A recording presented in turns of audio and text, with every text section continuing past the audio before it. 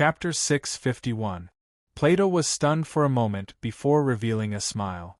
Lysias, it's nice to see you again. You've put on weight. I almost didn't recognize you. Indeed, Lysias was living a good life and had a successful career.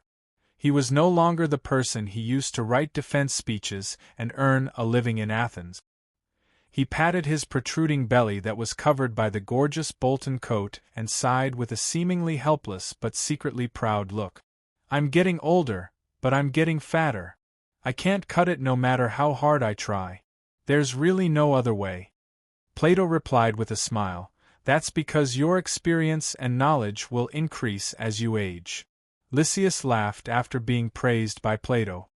He pointed to the person next to him and said enthusiastically, let me introduce to you, this is the senator of Dionia and the main organizer of this all-Greek scholars' conference, Ancitaros.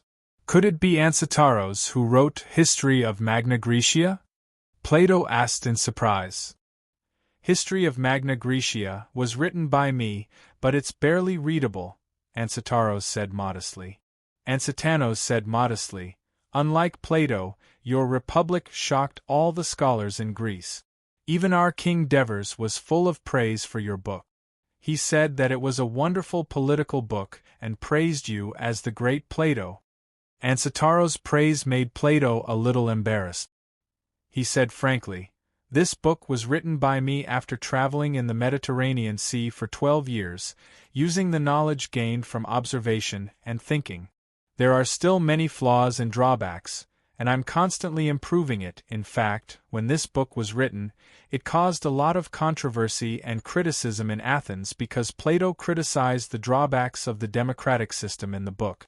Plato then praised, on the other hand, the History of Magna Graecia written by Lord Ancitaros is plain and rigorous in textual research. It uses time as the vertical line and the events that happened in Greece at the same time as the horizontal line. It clearly describes the history of Greece for hundreds of years. I feel that it's not inferior to Thucydides' History of the War of Peloponnesus. It also allows our native Greek people to understand the difficult history of the Greek colonies in southern Italy for hundreds of years. I've already collected 3 copies in my library in the school. You two can stop praising each other. Let's leave this place quickly. Ancitaros, don't forget that the king of Devers is still waiting to meet Plato. Ancitaros urged. Your king wants to meet me? Plato was surprised. Didn't I just say that King Divers admires you very much? The reason why he wants to meet you now is that the conference hasn't started yet, so it won't attract too much attention, Ancitanos explained. Plato thought about it and immediately understood. He smiled and said, that's great. I was just about to meet the amazing king who created the miracle of Dionysia.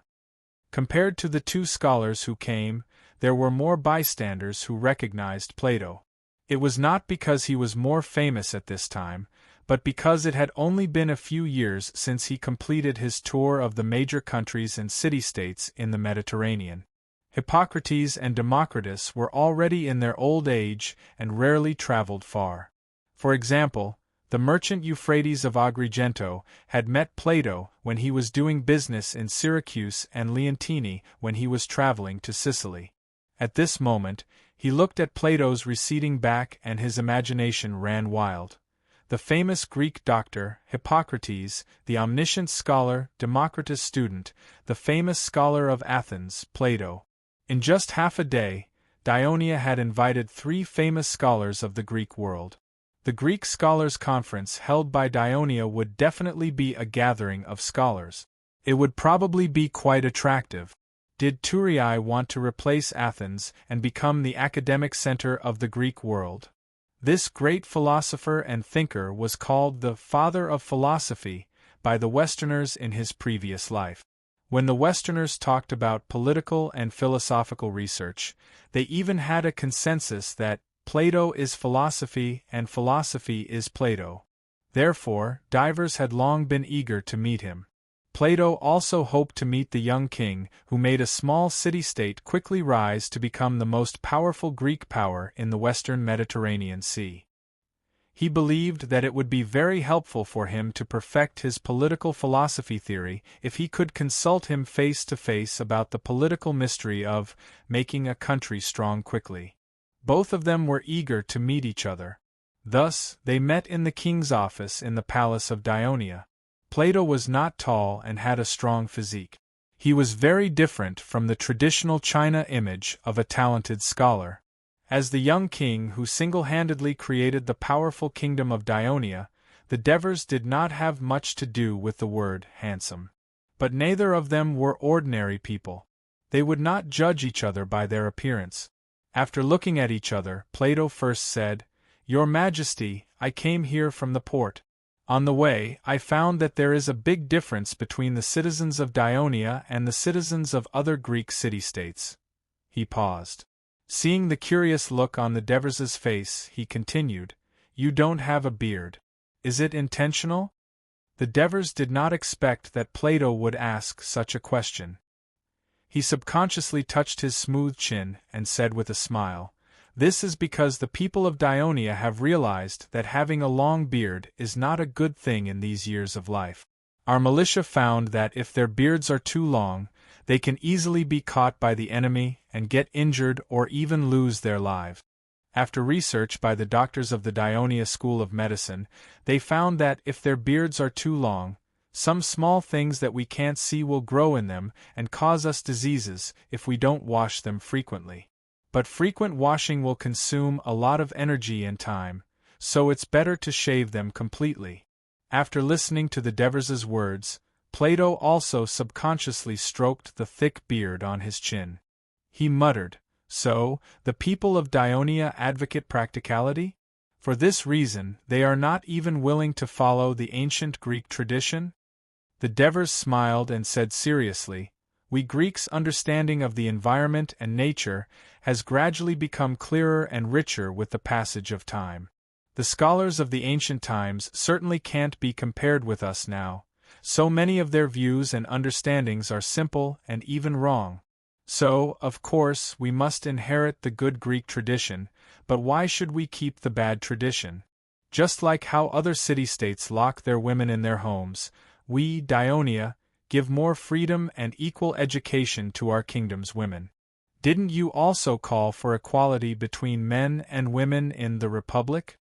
The Devers's words made Plato think as he listened, but he did not directly respond.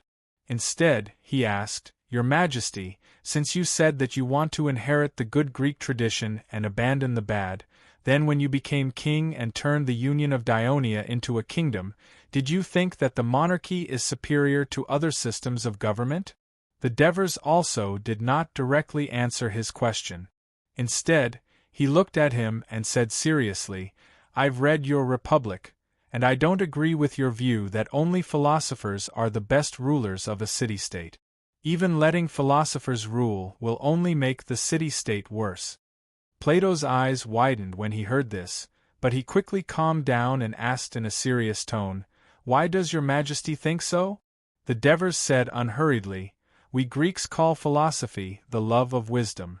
It is a profound knowledge that explores the evolution of heaven and earth, society, and the human world. To be called a philosopher, one must put all his heart and soul into it in order to obtain his own insightful understanding of the world. It is not an easy task, so where would he find the extra time to govern the country? Look at me here." The Devers pointed at the mountains of letters, proposals, and information on his desk inside.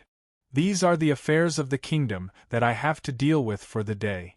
Apart from that, I also have to gather officials for discussions and participate in the Senate's discussion of various proposals. I have almost no free time today. Even meeting you, I have to plan in advance, and that's why I only have half an hour of free time. This also means that I have to go home late tonight, or some of the resolutions will not be approved in time and will have to be postponed until tomorrow.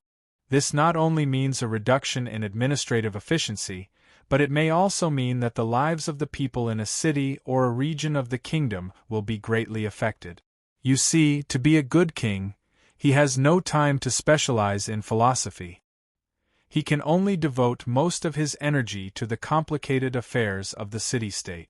The same is true for the governors of the various cities in my kingdom. Their power is equivalent to that of the rulers of other city-states. They must work diligently and down to earth to solve the practical problems of the city under their jurisdiction. If anyone spends their energy on studying instead of doing proper work, I don't have to replace him. The local councillors and civil officials will protest against him. Your Majesty, I'm amazed by your diligence. Plato praised first, then calmly said, Since your Majesty has said that philosophy is the love of wisdom, then wisdom cannot be obtained by sitting there and daydreaming. It has to be refined from practice. When you encounter a problem in dealing with government affairs, you can think about it seriously, discover the rules, and finally find a solution. You can even refine this method into a system and generalize it.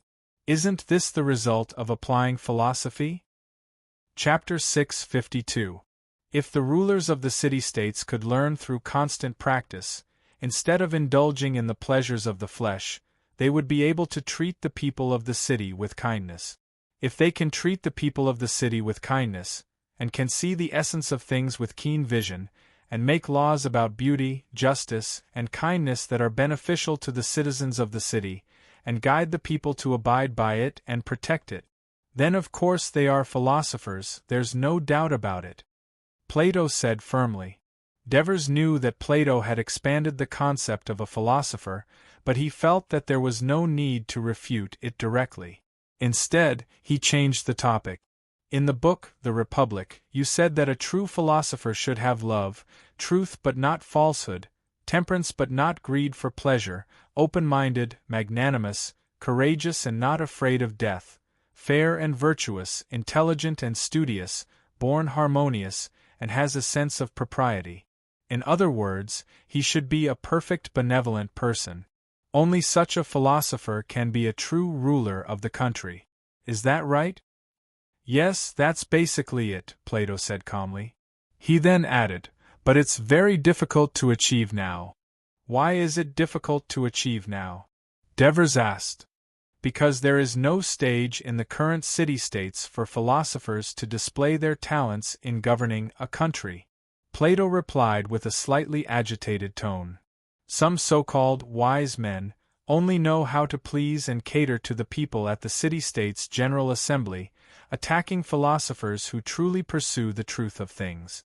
Because truth is always more difficult for the people to accept than falsehood, philosophers are not welcomed by the people of the city. The harsh environment of the city tempted talented young people, causing them to become ambitious. They would rather learn flowery words to cater to the people to earn power and wealth, rather than go through the hard training of slaves to gain rationality. As a result, there are fewer and fewer true philosophers. It's like falling into a herd of beasts. They are not willing to participate in evil, but they can't fight against all the beasts alone, so they can only remain silent and only focus on their own matters. So you wrote The Republic, but it doesn't actually exist in reality, Devers said as if he had understood something. No, it will exist one day, Plato said with determination. For this reason, I built Academy of Academy. Devers was shaken by Plato's words. Looking at the philosopher who was called a great in his previous life, Devers deeply felt his determination to fight for his ideas for the rest of his life. This reminded him of another great philosopher who was from the same era as Plato in his previous life, and had influenced China for more than 2,000 years. They were the same kind of people, which was why they could achieve greatness. With that in mind, Devers no longer made things difficult for Linley in the book. Instead, he calmly asked for advice. In the book, you mentioned that a strict division of labor is the first principle of establishing an ideal city-state. Rulers, protectors, farmers, and craftsmen should each perform their duties to ensure the order of the country and everyone's happiness. However, you didn't seem to consider the slaves and foreigners who made up the majority of the population in the city-state. This may be a huge hidden danger. because the slaves and foreigners also have their own political demands. If the city-state cannot give them what they want, they will bring great damage to the order of the city-state. During the War of Peloponnesus, Athens, which should have been united against foreign enemies, suffered a great blow when more than 20,000 miners and slaves escaped. When Syracuse under Dionysius fought against Ionia, the free citizens of Syracuse, who had been discriminated against, rebelled and overthrew Dionysius's rule. In addition, if you divided the citizens of a city into several classes, farmers could only work in agriculture, craftsmen could only work in handicrafts, and guardians could only participate in war. Wasn't such a division too idealistic and rigid? Because most of the people have the desire to obtain a better status in the city-state. Farmers and craftsmen may also want to become guardians, and guardians also want to become rulers. Whether they can do it or not, you should give them the possibility to achieve their wishes in advance, so that the different classes of the entire city-state can maintain a kind of mobility. Only then will the people of the city-state be full of vitality. Don't you want to know the reason why Dionia became so powerful so quickly? This is one of the reasons. The Devers and Plato exchanged their opinions and views on the city-state system. Sometimes they argued fiercely, sometimes they discussed calmly. Both of them were very engrossed in the conversation. Half an hour passed in the blink of an eye. It was not until the clerk, Hinepolis, reminded that the Devers had no choice but to stop the conversation. He apologized to Plato that he still had important matters to attend to, so the conversation had to end here. Plato showed a look of regret. From the initial inattentiveness when he was received to the present, he had indeed benefited a lot from this conversation. At this moment, he sincerely requested, "Your Majesty Devers, can you promise me a request?" "Go ahead." "Can you allow me to visit the actual operation of the various institutions under the Kingdom of Dionia, such as the schools you mentioned just now, the inspection department, the construction department, and the officials management committee that evaluates and recruits public officials?" "Of course, that's not a problem." The Devers readily agreed and said, "This is my clerk, Hinepolis, a senator of the Senate of Dionia. After your speech in the Academy, Plato will lead you around Thurii." Plato immediately expressed his gratitude. After he left, Hinepolis asked doubtfully, "Your Majesty, do you really want Plato to visit our administrative institutions in detail?" "Of course. Plato is a well-known scholar in all of Greece, and he even built his own academy. I hope that he will promote the superiority of the Kingdom of Dionia in Greece and spread the name of Dionia," the Devers said without hesitation. "But this might allow the other city-states to secretly learn our system," said Hinepolis with slight worry. The Devers laughed. "Henny, you can secretly learn the crafting of weapons, you can secretly learn the crafting of handicrafts, but it's very difficult to secretly learn the political system, especially for the city-states that have been established for a long time. They have many traditional and powerful forces. If you want to change the political system, it will definitely harm their interests. When that happens, a bloody riot will be unavoidable. Herolas of Syracuse is a good example. That's why I say different people wear different kinds of shoes. You can't just do whatever you want." There was no official opening ceremony for the Greek Scholar Conference. This was considering that the scholars advocated freedom and did not like to waste their time sitting around listening to conventional speeches. However, coordinating the lectures and discussions of the invited scholars was a troublesome problem. The conference was held in 4 places in the Dionia Academy: the Faculty of Mathematics, the Faculty of Liberal Arts, the Faculty of Medicine, and the Faculty of Philosophy.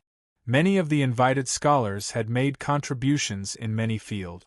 For example, Democritus' disciple, Cheyenne, had done research in philosophy, mathematics, and medicine.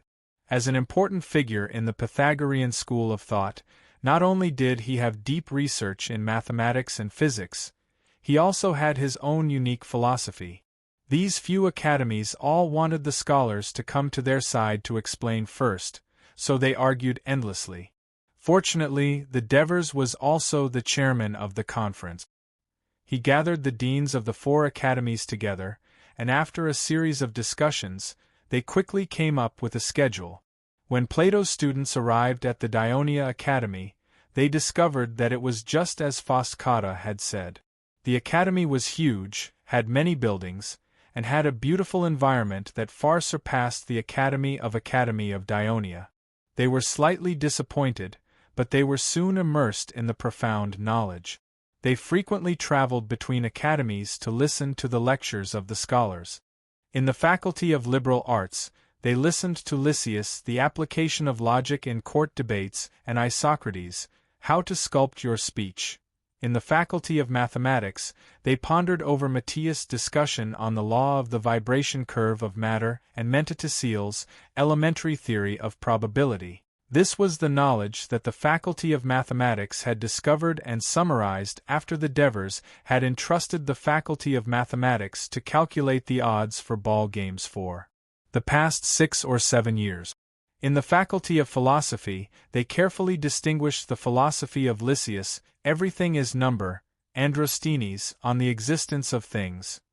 He was a student of the Parmenides of Elea and was also the vice-dean of the Faculty of Philosophy of the Dionia Academy, and the philosophy taught by Plato. In the Faculty of Medicine, they stared wide-eyed at Help's presentation and demonstration of the function of the heart, Stesichordas, a preliminary study of the pathogenesis of the common disease of mankind, and Hippocrates' medical view of obey nature. The human body itself is the best medicine against disease, and the main responsibility of the doctor is to stand on the side of nature and promote the physical and mental recovery of the patient. While learning and absorbing knowledge, Vysippus and the others also met many young talents. Most of them were students of the Dionia Academy. They were confident, generous, and diligent. When listening to the lectures of the scholars, they not only recorded the main points on papyrus, but also actively asked questions. Many times they even stumped the speakers because of the depth of the questions. Chapter 653. Although this made Vysippus and the others a little frustrated, it also motivated them to study harder. In addition, what made Vysippus and the others curious was that since the beginning of the Scholars' Conference, there had been an endless stream of Dionia citizens coming to the academy to listen to the lectures. The entire academy was filled with people, and even Turiae had to send soldiers into the academy to maintain order. In the end, the academy imposed a rule that only a fixed number of people would be allowed to enter the academy every day. Even so, there were still many people wandering outside the academy every day. Aurelius had talked to them before. Among these people were public officials, farmers, merchants, craftsmen. Turiae, Campania, Magna Graecia, Apulia, Sicily. Not only Greeks, but also Lucanians, Bruti, Messapians. Most of them had studied in schools in various cities of Dionia.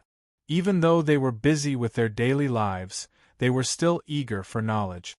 From the questions they asked in the meeting, it was evident that their level of knowledge was not low, which surprised Vysippus, Aurelius, and the others, because speeches and exchanges of this level were usually done by a few people, and knowledge was not widespread in many Greek city-states, even in a prosperous city like Athens. Every year, when the Athens citizens' assembly elected generals or expelled politicians, it was common for illiterate citizens to ask others to write on pottery for them. The people of Dionia were so enthusiastic in their pursuit of knowledge that it made them feel ashamed. In the afternoon, Aurelius and the others hurried from the Faculty of Philosophy to the Faculty of Mathematics because there was a speech by Faust-Cotta. The Scholars' Conference held in Dionia also provided a stage for young scholars. As long as their application was approved, they could also give a speech on the stage, interspersed with the speeches of well-known scholars. Of course, most of the young people on the stage were students of Dionia. After all, they were more well-prepared, so naturally, more of them passed the assessment. Faust-Cotta was the first student of Dionysia Academy that Speusippus and Aurelius knew and had a good relationship with. He had invited them to Christoia's restaurant in the city last night, so Speusippus and Aurelius naturally wanted to show their support. At the same time, Speusippus and Aurelius were curious about what Foster Cotta would say, because he had been very tight-lipped during their conversation last night. When they entered the venue, Foster's speech had already begun. What they saw was a surprising scene. Some of the audience shouted and wanted to rush onto the stage, but they were stopped by the soldiers. Some people even threw stones at the stage. Surrounded by his classmates, Foster Cotta fearlessly explained his point in a louder voice while writing his argument on the black wall with a white pen made of limestone. "What's the title of Forst Cotta's speech?" Olaus quickly asked the audience beside him. The listeners said impatiently, "On the existence of numbers other than whole numbers and integer ratios." Then, he continued to listen attentively. Aurelius felt that this question was somewhat familiar. "Hipparsos," Vesippus reminded him from the side. Realization dawned on old Ajax. The reason why he found it familiar was that the topic was related to an academic tragedy that happened in Greece decades ago. Hippasus was a native of Metapontum, a disciple of the Pythagorean school. When he was studying a regular pentagon, he found that its diagonals and side lengths could not be expressed by whole numbers or integer ratios. Then, he found that the same thing was true for the side lengths and diagonals of a square. Therefore, with a spirit of exploration, he confirmed one thing after repeated verification. Other than whole numbers and integer ratios, there was another kind of number that could not be divided evenly. It could not be divided to get an accurate number, and it could not be divided inexhaustibly, and it could not be repeated. Then, he put forward his point of view in a discussion among the members of the school. The members of the Pythagorean school panicked because if Hippasus' discovery was confirmed and popularized, it would overturn the philosophical idea put forward by the founder of the school, Pythagoras. All things are numbers, one is the generator of all numbers, and everything in the universe is reduced to integer ratios.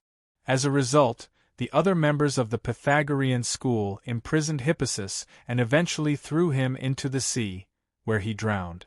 However, this incident eventually spread after the complaint of Hippasus' family. Aurelius knew that there was such an incident, but he did not know the details of it.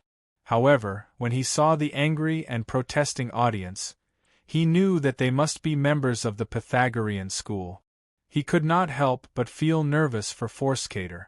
However, Forskator did not pay any attention to these people's arrogance. He calmly continued to solve the problem on the wall. Vesippus stared at the wall. He saw that the numbers and symbols used by Forskator were the Devers number. It was said that the Devers king was inspired to invent it by Hades. This Devers number was originally only popular in the kingdom of Dionia. Later, it spread to other city-states through merchants, and gradually, it was accepted by the people of other city-states and even scholars. After all, it was too convenient and fast in counting and calculation. In particular, it eliminated the trouble of the Greeks in counting large numbers.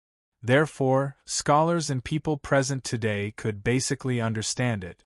Foster Cotta drew a square on the wainscoting. He set each side to be 1, and then he solved for the length of the diagonal. Ironically, Foster Cotta used the Pythagorean theorem invented by Pythagoras. The result of the calculation was that the length of the diagonal became the square root of 2. Forskator then used the method commonly used by the Pythagorean school, the method of reductio ad absurdum, to prove that the number could not be expressed as the ratio of two integers. After he successfully proved it, he continued to try to calculate the square root of 2. This time, he used an algorithm he called the dichotomy method. Seeing that the whole wall was almost filled with the words, he threw away the white pen, wiped the sweat from his forehead, turned to the audience and said loudly, "According to my calculation, the length of the diagonal of this square should be 1. 4142. This number is not the end. It will be endless and non-circular. It cannot be written as the ratio of two integers, so it is not a natural number. I call it an unnatural number. Shut up! Nonsense. Everything you've said is wrong. There's no such number. What right do you, a little student, have to slander the great Pythagoras? Insult our school. Get down here and let us teach you a good lesson. The members of the Pythagorean school shouted loudly. In the front row of the venue, the deputy dean of the School of Mathematics, Matacores, stood up angrily and shouted, "What are you doing? This is the Dionia school, not Tarentum. Soldiers, get these idiots who are not listening carefully in class but causing trouble out of here." Matacores was a senior member of the kingdom. As soon as he said this, the soldiers immediately rushed up to arrest the troublemakers. The venue was in chaos. A member of the Pythagorean school shouted angrily, "Matacores, you traitor! I knew you would use the power of Dionia to suppress the Pythagorean school because you can't compete with us academically. Originally, we came to Turii to see what new ideas you have, but I didn't expect, what all Greek scholars conference. I think it's just a pile of sh*t. Whether the All Greek Scholars Conference is good or not, it's not up to you to comment."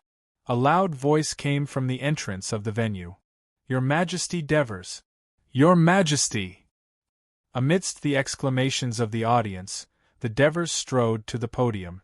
Intimidated by the power of the Devers, the members of the Pythagorean school also stopped shouting, and soon there was a strange silence in the venue. The Devers walked up to the podium, and Forced Cotta respectfully saluted him. The Devers patted him gently on the shoulder, then faced the audience and said in a deep voice, "This is a sacred place for imparting knowledge and exchanging knowledge. Verbal abuse and fighting are prohibited. Violators will be punished. This is the law of Dionia, and I hope you will not violate it. Otherwise, no matter who you are, you will be punished by the law. Your Majesty, we have no intention of violating the law of Dionia." However, at such an influential conference, the school of Dionia deliberately chose such a topic to smear and slander the respected ancestor of our school, Pythagoras, wantonly attack the reputation of our school, and destroy the unity between Dionia and Tarentum. I don't think this is what you want to see. I hope your Majesty can deal with the perpetrators of this matter seriously. As an important member of the Pythagorean school, Lysis did not make a scene like the others. Instead, he used his sharp eloquence to protest righteously. "Your Majesty, listen to me." Matacores was eager to argue, but the Devers' knife-like eyes swept over him. He felt guilty and stopped talking. The Devers had coordinated the schedule of the conference before, so he roughly knew the topic of the speech of the well-known scholars, but he did not know the content of the speech of the young scholars, because it was all reviewed and arranged by each school. But as a disciple of the Pythagorean school, how could Matacles not have known the effect of such a thing, and had secretly arranged for a student to speak on such a subject without informing him of it? Dives would have been displeased with him, for it might have ruined the assembly, which had been so painstakingly organized. Chapter 654. The Devers quickly scanned the audience. Those who looked angry were probably the members of the Pythagorean school of thought. Those who looked at them with dissatisfaction were probably the students of the school, the teachers, and some people of Dionia. There were also some confused people who did not understand what was going on. Some of the invited well-known scholars in the front row looked on coldly, some focused on the wall, and some gestured with their hands as if they were doing calculations. The Devers knew that the reason why Mentodicus, the dean of the School of Mathematics, was not here was because he happened to have a bad cold these days. Even his speech was delivered by his student. If he was here, this would not have happened. Thinking of this, the Devers glared at Matacores again, then said in a loud voice, "Everyone, this is the temple of academia. In this sacred place full of knowledge, there is no such thing as birth, status, or the size of one's fist or the loudness of one's voice. Everything is based on knowledge.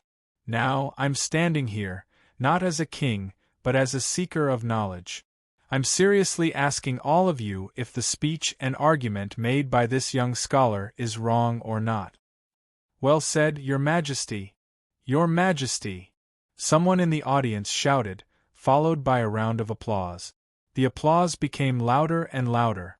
The Devers had to ask them to keep quiet, then asked loudly again, Is this argument wrong?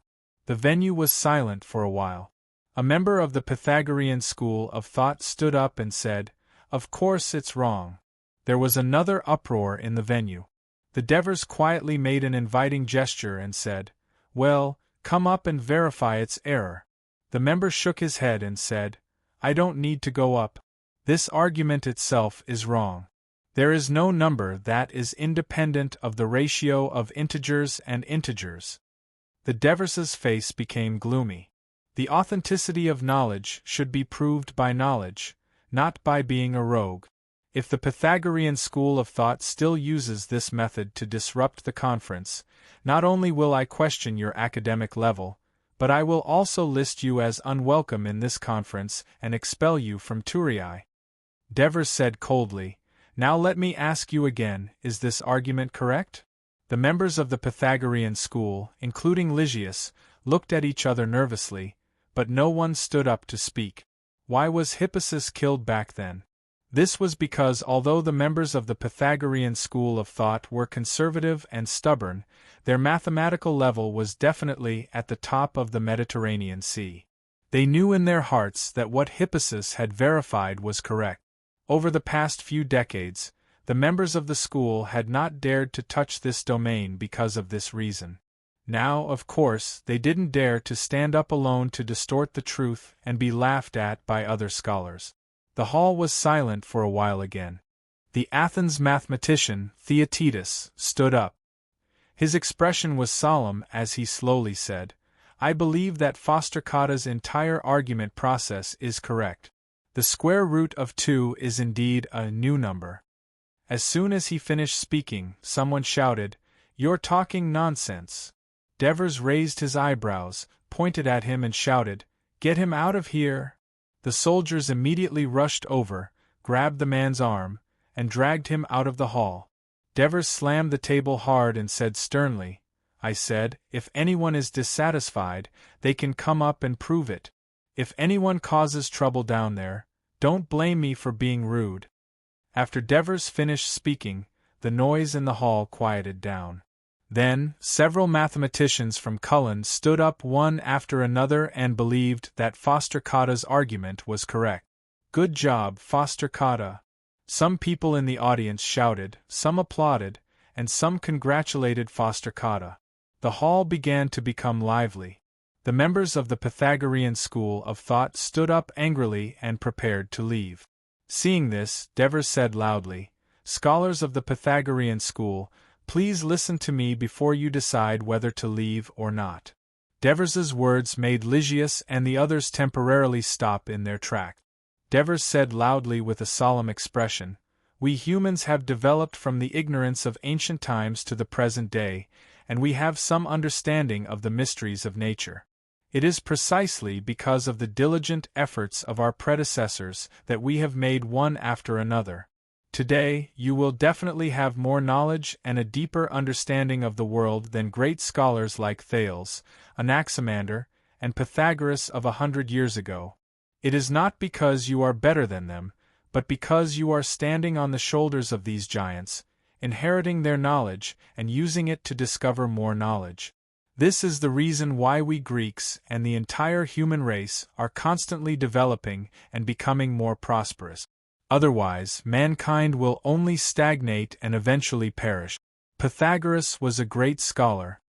He expanded the field of mathematics and enriched the application of mathematics in society. However, he was not omniscient or omniscient. In fact, there was no such thing as an omniscient or omniscient person in this world. Even the powerful god Zeus had to consult others before he knew who would replace his position in the future. Many of the creative ideas of the Pythagorean school were discovered by later members. I believe you all know this very well in your hearts. Therefore, of course, he may have made some mistakes due to his lack of understanding of the world at that time. It doesn't matter if there are mistakes, as long as you can discover them and have the courage to correct them. Therefore, an outstanding member of your school, Hippasus, discovered the problem of this unnatural number. Devers patted the wall with his hand and said excitedly, he bravely said it because of his true love for mathematics. However, the truth is often in the hands of a few. If you want to defend the truth, you have to pay the price in blood. Hippasus died. He died in the fear, conservatism, and ignorance of the other members of the Pythagorean school. You clung to a wrong understanding of Pythagoras, shackling your thinking and sealing your wisdom. You are like ostriches buried in the sand, thinking that you can't see anything. Do you think that this number, independent of the ratio of integers and integers, doesn't exist? At this point, Devers turned to Forskater and asked, tell me, how many numbers like this are there? Forskater immediately said loudly, there are many, but I haven't counted specifically. For example, the square root of 3, the square root of 5. These numbers mainly exist in the calculation of geometry. Very good. Devers nodded and said loudly with more confidence, I believe that you people of the Pythagorean school of thought rarely study geometry, because as long as you do, you will encounter this problem. I believe that there are people who have doubts about this problem, but once they think of the tragic experience of Hippasus, they will choose to retreat. Geometry should be the most important field of mathematics, closely related to our practical lives. But it is sad. Because of a wrong understanding, it has become a sore point in your research of mathematics for 100 years. It has become a stumbling block in your improvement and expansion of the field of mathematics. Here, I want to give you and everyone here a sentence. I love my teacher, but I love the truth even more. Because only the true truth is the source that sustains the world. It is there, and only the brave who keep learning and working hard, who are not afraid of authority, and who are not afraid of sacrifice, can continue to discover it. I look forward to Dionia Academy, the Pythagorean school, and all the scholars here to study the world with this spirit. Then, you will definitely make more discoveries, which will make our civilization more prosperous. That's all I have to say. As soon as Devers's voice trailed off, the whole audience stood up, and there was a warm cheer in the hall. Even well-known scholars such as Cetetus applauded. Martocores applauded and said excitedly, well said. You've touched my heart. What your Majesty said is exactly why I agreed to let Forskater give a speech. The students next to him were not in the mood to criticize this teacher who was good at research but bad at words. They were all applauding with all their might. Some of the members of the Pythagorean school of thought left the hall angrily, while some of the members led by L.V. Shisher chose to stay. Devers turned to Forskater and praised him. With your fearless academic spirit, you made such a bold speech. I think all the scholars in the Mediterranean world will be grateful to you, because you have swept away a major obstacle in their research of mathematics. I hope you can always maintain this spirit and make greater achievements in your academic research. Make more discoveries. Forskater replied excitedly, I will, Your Majesty. Devers patted him on the shoulder with relief, then faced the audience, bowed respectfully, and left the hall. L.V. Shisher and the others looked at his back with complicated expressions. Cetetus and the others watched him leave with respect. More of the audience applauded him even more enthusiastically. The big event that happened in the hall of the School of Mathematics quickly spread throughout the Dionia Academy. Countless scholars and students were surprised by this new mathematical discovery. While they felt sad for the death of Hippasus, they were also shocked by the thought-provoking speech of the king of Dionia at the hall. Especially when Devers said, I love my teacher, but I love the truth more. It made countless people repeat it over and over again, and it was very touching. It also gave the young students more motivation. Chapter 655. What the Devers advocated at the conference: let's have an academic debate, not unreasonable abuse. This made the scholars even more vigilant. In the subsequent speeches and seminars, although there were fierce debates, everyone controlled their emotions well. Among them, the debate between Plato and Democritus' disciple, Thanstrian, was the most eye-catching. This was because Thanstrian inherited Democritus' ideology. He believed that democracy was the most ideal form of government, and that other forms of government were undesirable. Living in a democracy, even in poverty, was better than enjoying wealth under an autocratic system. But he also emphasized that for a democratic country to function well, the role of the legal system must be emphasized. A well-governed city-state could not be without perfect laws, because human nature was always seeking benefits and avoiding harm, and always trying to seek benefits outside the law. Making the people obey the law was to protect the safety and lives of the citizens. And persuading the people to obey the law was the long-term task of a city-state. His philosophy was exactly the opposite of Plato's political philosophy. Plato advocated the rule of the world by the wise and admired the rule of kings. He hoped to use the concept of good to guide the people, and cultivating the virtues of the citizens was the foundation of a country. He was especially opposed to democracy, believing that democracy indulged people's desires, degenerated the youth of the city-state, and cultivated ambitious and ignorant, arrogant people. The result of this debate was Plato's victory. Plato was knowledgeable and quick-witted, and he had lived in the city of Athens for decades, where everyone was known to be good at debating. He had long developed a superb debating ability, and how could Thanstrian, who came from the remote town of Aldera, be compared to him? Moreover, Plato used his mother state, the best democratic city-state in the Mediterranean, Athens, as an example, listing all kinds of shortcomings and foolishness, which made the audience feel the same, so it was reasonable for Thanstrian to lose. However, the Dionia audience, who had the concept of law-abiding, deeply agreed with Thanstrian's emphasis on the law is to ensure the good functioning of the city-state, because it was precisely the strict laws that Dionia used to ensure the stability and unity of the entire kingdom. The Greek Scholar Conference, which had lasted for nearly a month, finally came to an end. During their stay in Turi, the famous scholars from all over the Mediterranean Sea not only had academic exchanges, but also, under the careful care of the Academy and the full support of the City Hall of Turi, they had tasted the delicious food of Turi city, soaked in the hot spring, watched the intense ball games, went to the hospital to check their health status, and appreciated the culture of the alien race. It could be said that they had gained a lot. In addition, the Dionia Academy also collected the speeches of the scholars and compiled them into a book, named The Selected Works of the Hellenic Scholars Conference. Several hundred copies were made and distributed throughout Greece. The scholars, who had gained both fame and fortune, returned with satisfaction.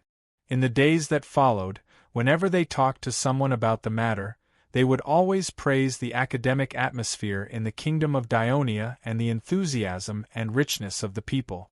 As a result, more scholars from the city-states began to inquire if Dionia would hold another scholars' conference. When will it be held? Only when the members of the Pythagorean school of thought returned to Tarentum, they quarreled over Phastocata's speech, which led to conflict and eventually division. Some of them left Tarentum and went to the eastern Mediterranean. The other group, led by Luces, stayed in Tarentum, thinking about how to perfect the philosophy of the Pythagorean school of thought and integrate these unnatural numbers into it. But that was for later. Among the well-known scholars, there were two who did not leave. One of them was Hippocrates. Although he was already an old man, the rich creative ideas and advanced theories in medicine at the School of Medicine of Dionia surprised him. A short month was not enough for him to understand, let alone learn, so he was willing to stay and guard this treasure mountain until he fully understood and mastered it, completely solving the many puzzles he had about medicine in his life. Of course, the Devers supported this. They gladly allowed him to stay in the academy, and hang the title of a teacher. They even gave him the title of honorary citizen of Dionia, in recognition of his outstanding contribution to the cause of medicine in his life. The other scholar was Plato. He asked the Devers to fulfill their promise and sent someone to bring him to understand the political system of the kingdom of Dionia. On this day, the court clerk, Hinepolis, led Plato and the two students, Visippus and Aurelius, to the examination center for the kingdom's reserve officials in the outer city south of Turin. This center was originally near the Victory Square, but with the expansion of the kingdom's territory, the number of people who needed to be assessed increased, and the examination venue could no longer accommodate them. Since the land in the inner city of Turin was limited, it could not be further expanded, so it was moved to the outer city.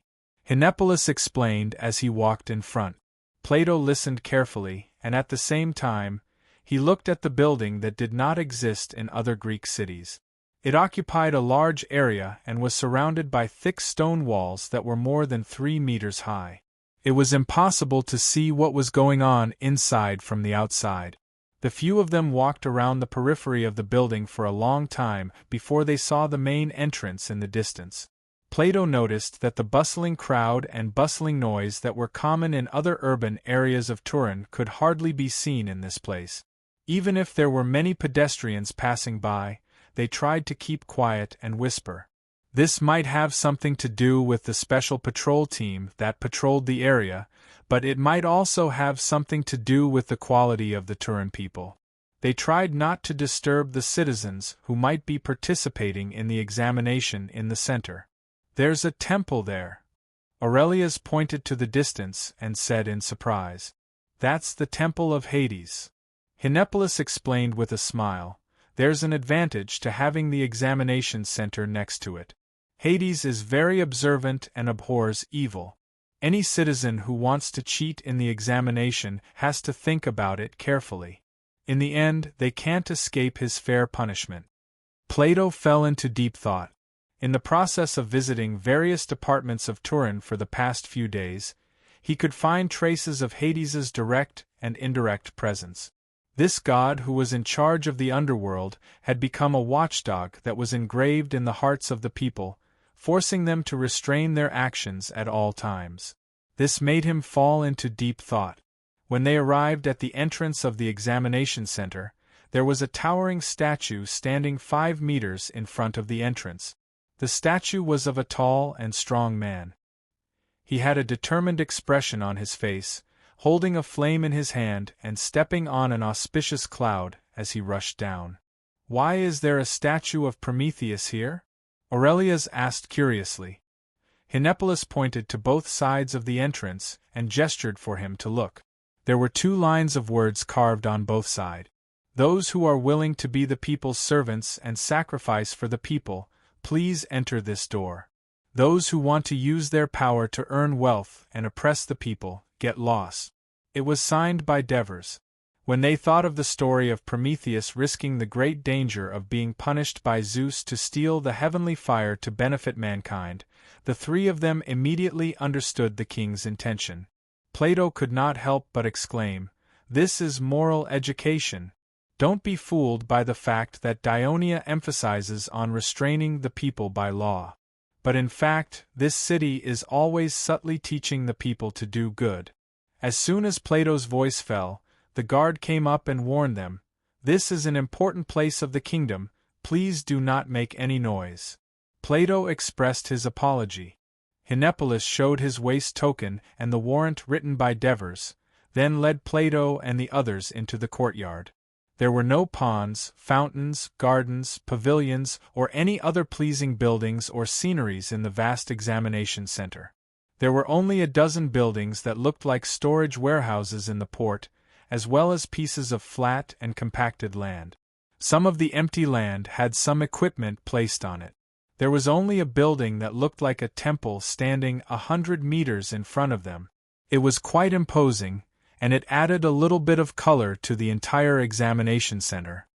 Every year, Dionia selects civil servants through an examination. The examination will be held in October, because it is the slack season, and the citizens have enough time to prepare. At the beginning of the year, the chief officials of each city and department will report the number of civil servants needed and the number of vacancies to the kingdom's Civil Servant Management Committee based on the situation under their jurisdiction. His Majesty and several lords of the committee will discuss and determine the number of civil servants to be selected for the examination this year, as well as the specific examination time. After that, the list will be distributed to each department, and the City Hall will notify the citizens of the kingdom in the form of an announcement. Those who are willing to participate will pay attention to this news and be prepared in advance. Before coming to Turin for the examination, they must first obtain a certificate from the City Hall of their residence to confirm their citizenship, and that they must be a law-abiding citizen with good behavior. Hinepolis explained as he walked.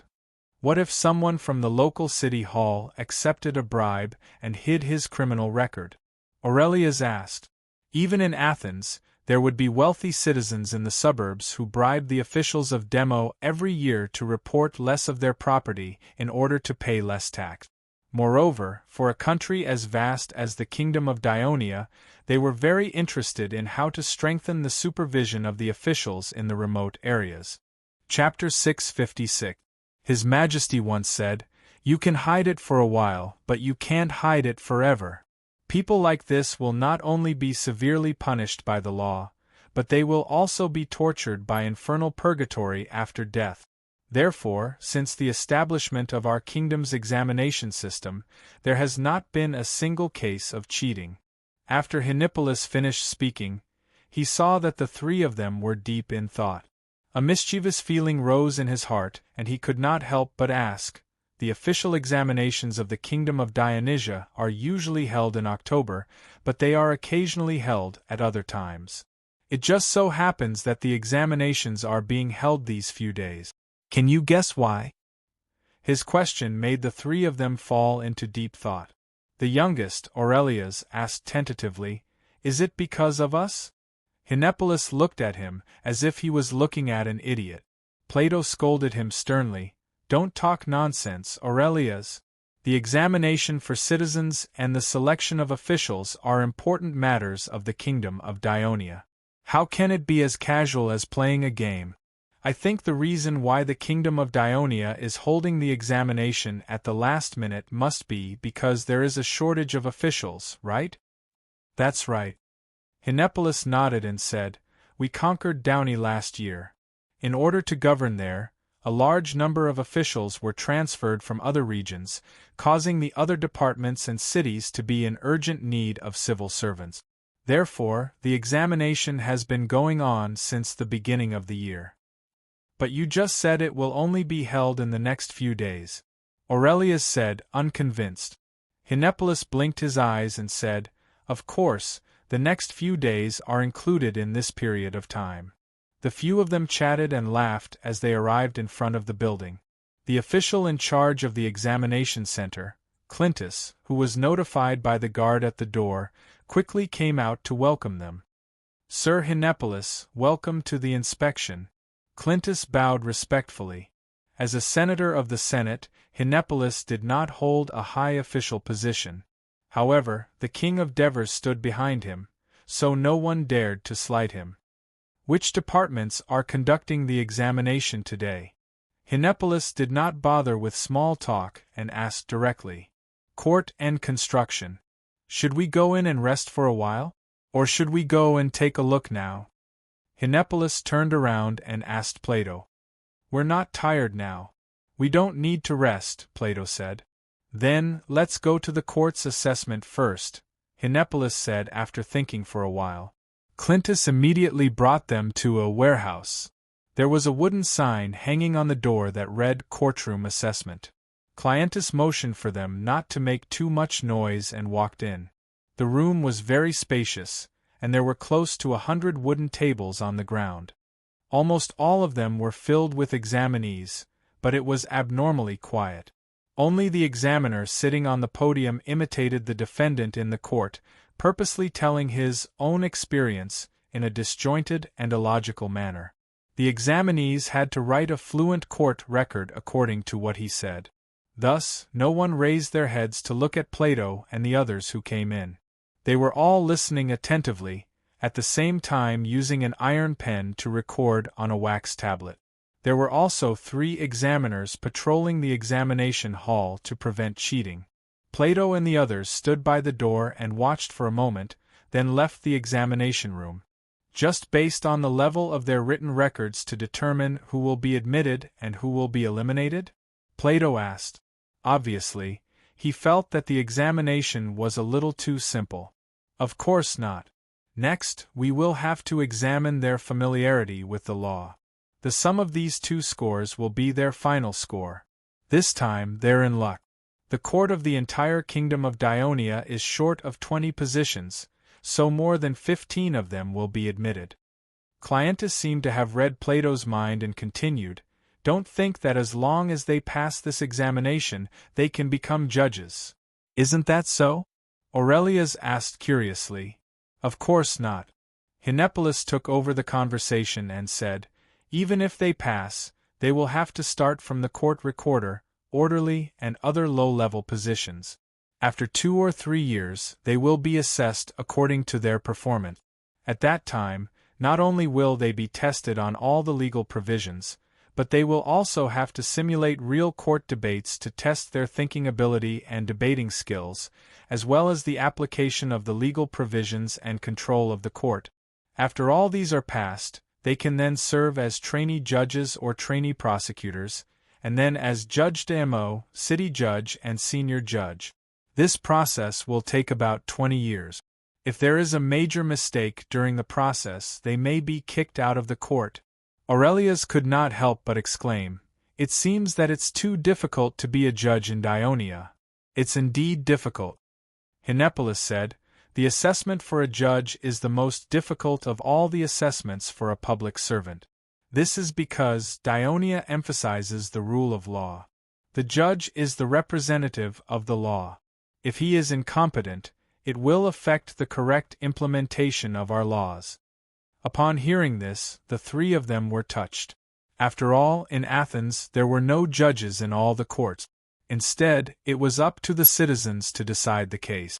This determined the outcome of a case, and it depended on the debating skills of the plaintiff and the defendant, as well as the emotional guidance of the jury. "I saw in the room just now that there seemed to be a lot of foreigners participating in the assessment," Spicippus suddenly said. "You're talking about the Lucanians, the Brudi, and the Messapi, right?" Hinepolis replied disapprovingly, "There's nothing strange about that. They are all citizens of Dionia, so of course they have the right to participate in the assessment and become judges. In fact, in that room, there are not only foreigners, but also a liberated slave who is participating in the assessment," Cleanthes interjected. "A liberated slave?" Plato and the other 2 were shocked. As the person in charge of the assessment center, Cleanthes was clear about the identity and origin of each candidate.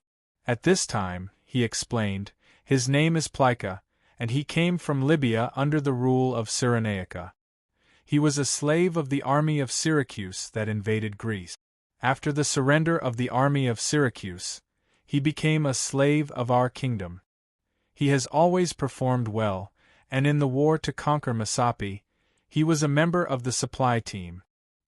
He also made great contributions, and thus obtained his freedom. Last year, he obtained the citizenship of Dionia. According to the certificate issued by the Thurii City Hall, all these years, he has worked as a laborer in the court of Thurii, a cleaner in the library. He has always performed well, and the money he earned is either to study in the adult classes at school or to read books in the library." After listening to this, Hinepolis could not help but be moved. He sighed and said, "It is because of this citizen's hard work that he dares to participate in the judge's assessment. In the kingdom, citizens who were born as emancipated slaves have positions in the finance department, the commerce department, the city hall, and other departments. Only the court hasn't. If he can become a judge, he will set an example for others. Any official position in the kingdom is open to any citizen, as long as they work hard enough. Sir Hinepolis, you said it so well, Clintus praised. Aurelius and Visippus were a little confused. It was completely beyond their understanding that non-Greek people and slaves could hold important public positions in the city. Plato remembered the tactful criticism made by the Devers when they first met him. They said that his writing of the Republic excludes slaves and foreigners, and his thinking is too narrow. He should give all people equal opportunities, and let the whole society have a kind of upward mobility. Plato could not help but look back at the examination room. He was thinking and sighing in his heart. Is this the bearing of a strong kingdom? After that, they went to watch the assessment of the construction department. The assessment of the cultural level of the candidates here was a little lower. The candidates were only required to be able to read and do simple writing. The most important assessment was in an open space. The candidates were required to bring 2 or 3 neighboring slaves of the kingdom, use fixed materials, and build a small section of the city wall, a small section of the road, or make a siege weapon within a specified time. This was to test the candidates' hands-on ability, as well as their ability to coordinate and arrange people to supervise and command the construction. This special assessment was also an eye-opener for Aurelius and Visippus, and it also made Plato feel refreshed. He thought that the assessment of the public officials of the kingdom of Dionia was the embodiment of his view in the Republic that the first principle of the establishment of an ideal city is a strict social division of labor. Just as he reluctantly walked out of the door, Hinepolis said with regret, "Tomorrow is the Hercules celebration of the kingdom of Dionia. Please forgive me for not being able to accompany you for the time being. I also suggest that all of you participate in this celebration tomorrow and relax. You will find that it is a very interesting celebration."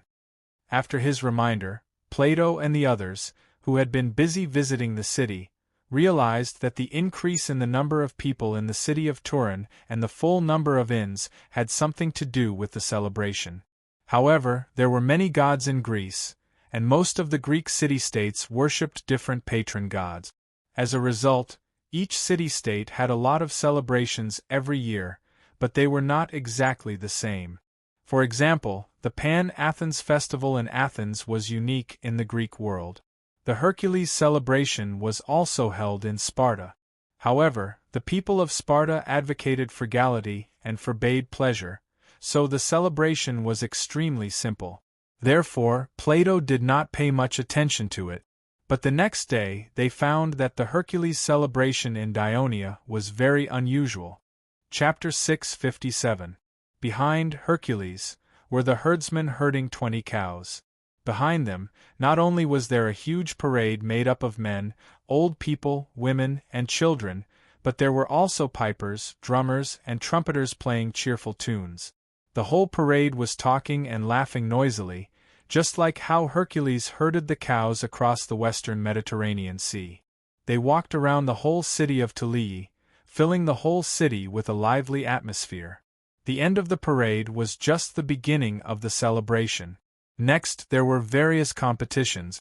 The most important competition in the celebration was the Hercules competition. The contestants had to carry a 5-meter-long cedar wood as thick as their thighs and walk a distance of 40 meters to pass the preliminary round. In the following elimination rounds, the contestants had to pick up stone pillars that were constantly increasing in weight. They had to lift a 5-kilogram shot put, and how long they could hold on. The most important challenge was pulling the carriage. Countless spectators cheered for the contestants, watching them pull the huge carriage with a certain amount of weight. They had to tighten their muscles and use all their strength to pull the carriage forward like a strong horse. The final champion would be awarded the title of Hercules of the Kingdom. After receiving the blessing of the priest of the Temple of Hercules, he would wear a flower crown and parade around the city surrounded by enthusiastic people. He would also be received by the king's Devers and have a meal with them. In addition, he would also be given a lot of material rewards. There was another important competition during the celebration, which was wrestling. Everyone knew that Hercules was a master wrestler. Everyone knew about his battle with the giant Antaeus. After 9 years of development, the wrestling competition held in the Hercules celebration of the Kingdom of Dionia was no less than the traditional 4 Greek games. Compared to winning the 4 Greek games, the main reward was honor. Winning the championship in the wrestling competition in Turin would also be rewarded with a lot of gold and silver. Therefore, there were many contestants, and every competition was quite intense. The wrestling competition lasted for nearly a month, coinciding with the end of the celebration. The champion of the wrestling competition also enjoyed the same treatment as the champion of the Hercules competition.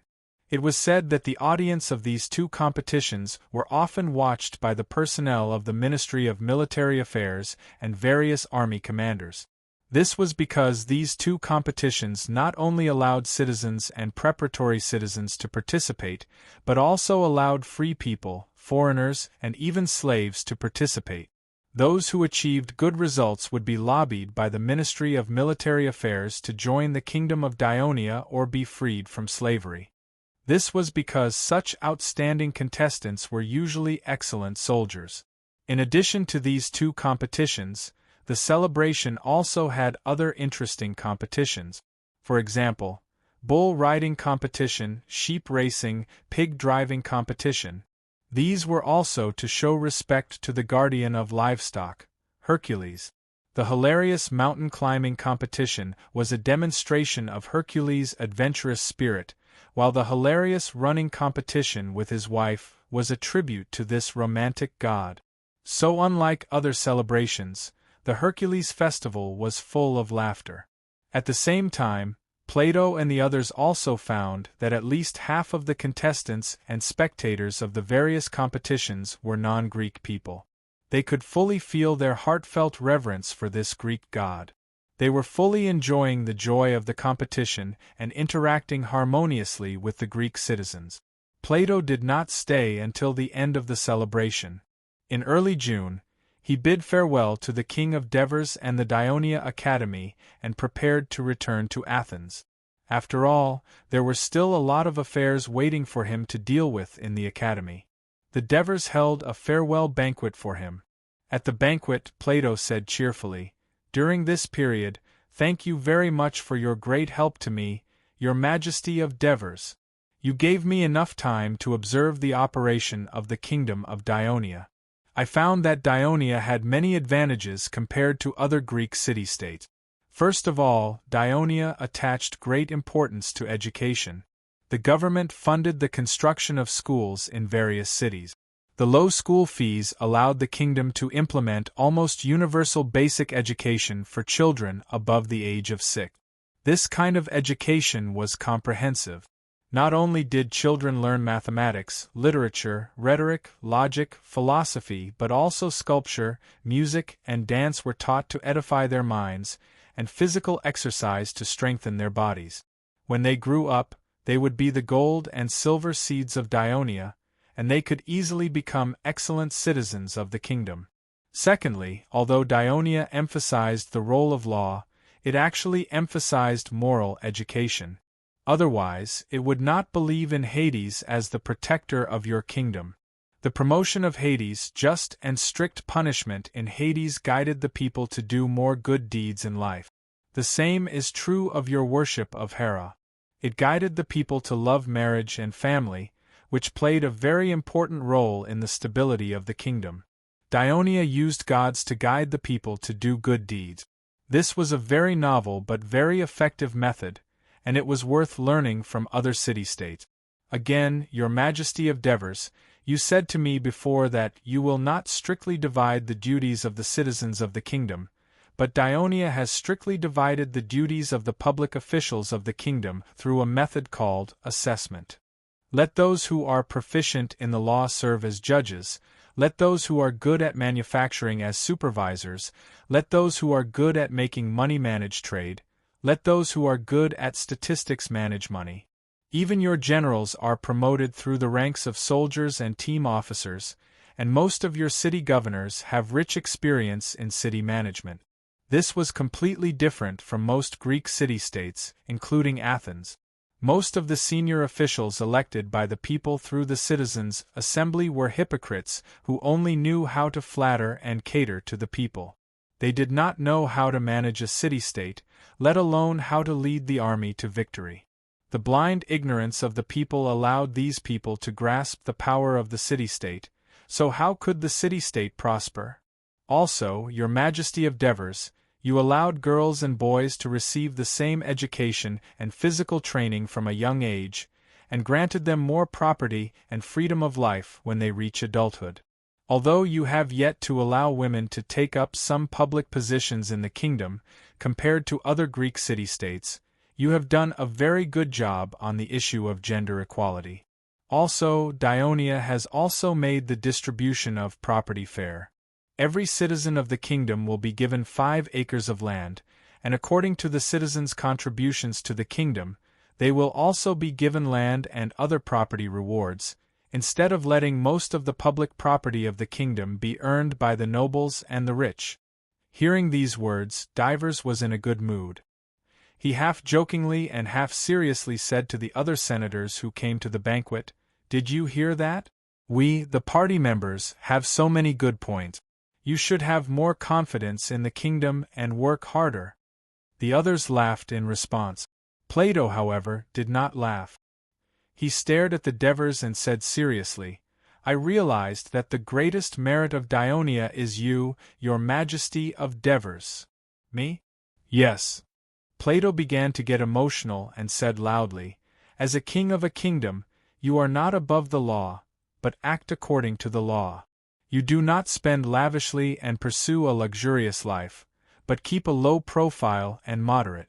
As far as I know, the regime of the kingdom of Dionia and these amazing laws are mostly due to your suggestions. Without profound knowledge, deep observation, and good judgment, it is difficult to achieve. And only philosophers can do all this. Philosophers do not have to write treatises and be widely known. My teacher, Socrates, has always been all talk and no action. On the other hand, your Majesty of Devers, you are all action and no action. You are the real king of philosophy." At this point, Plato looked excited, and his eyes were shining. "My previous judgment was wrong. My utopia is not impossible to exist in reality, but it is being realized in Dionia." In his previous life, Plato had traveled to Tarentum. At that time, Tarentum was in its heyday. Plato hit it off with Archita, who had been the consul for a long time. As an important figure of the Pythagorean school of thought, Archita was the typical image of a king of philosophy in Plato's mind, so he highly praised Archita in his works. But in this life, Archita died early, and Tarentum was reduced to a free city of the kingdom of Dionia.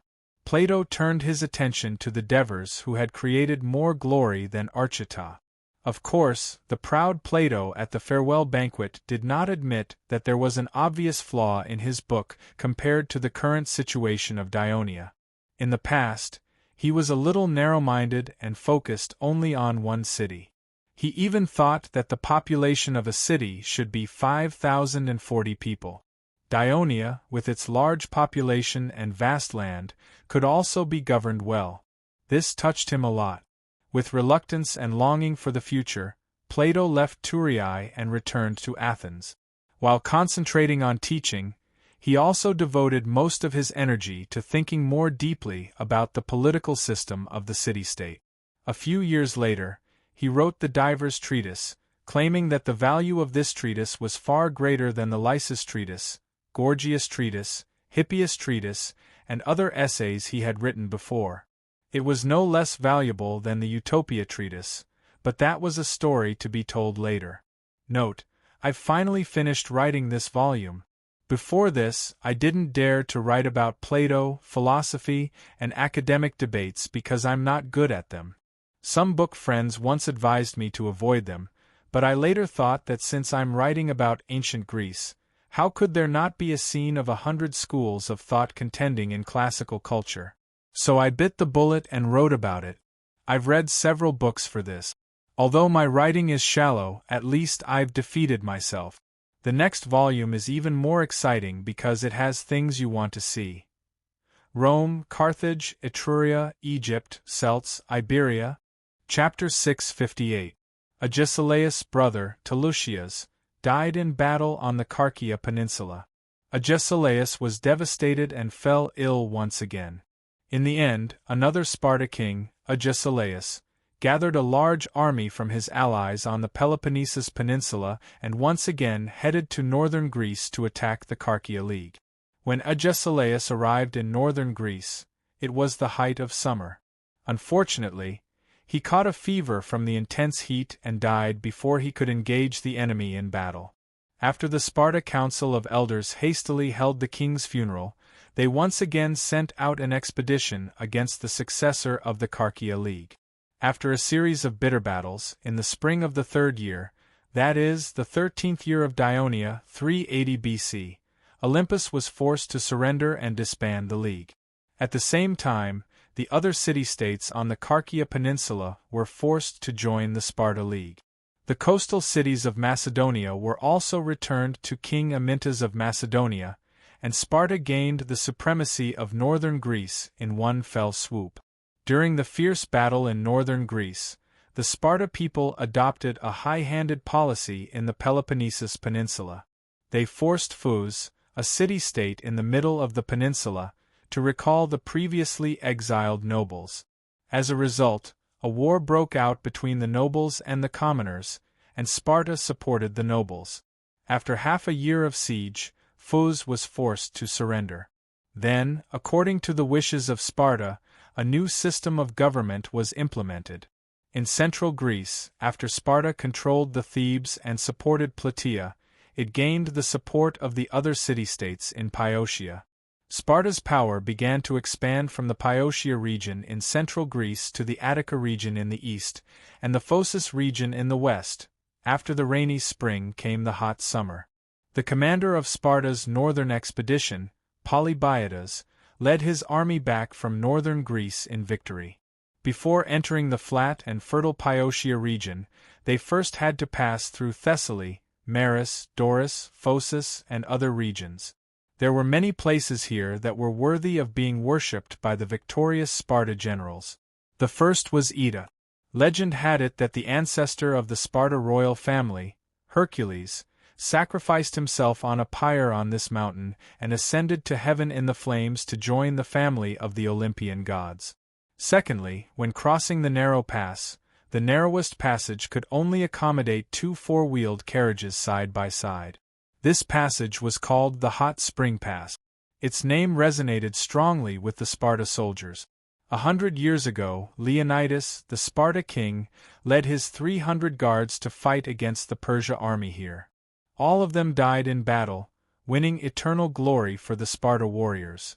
Almost every time the Sparta army passed through this place, they would worship it. At the end of the rugged path, they came to a little fertile lowland, called the Plain of Doris, from which the name of the Greek race, the Dorians, is derived. The Spartans were Dorians. Hundreds of years ago, the Greeks who migrated from the desolate north first rested in the Doris Plain.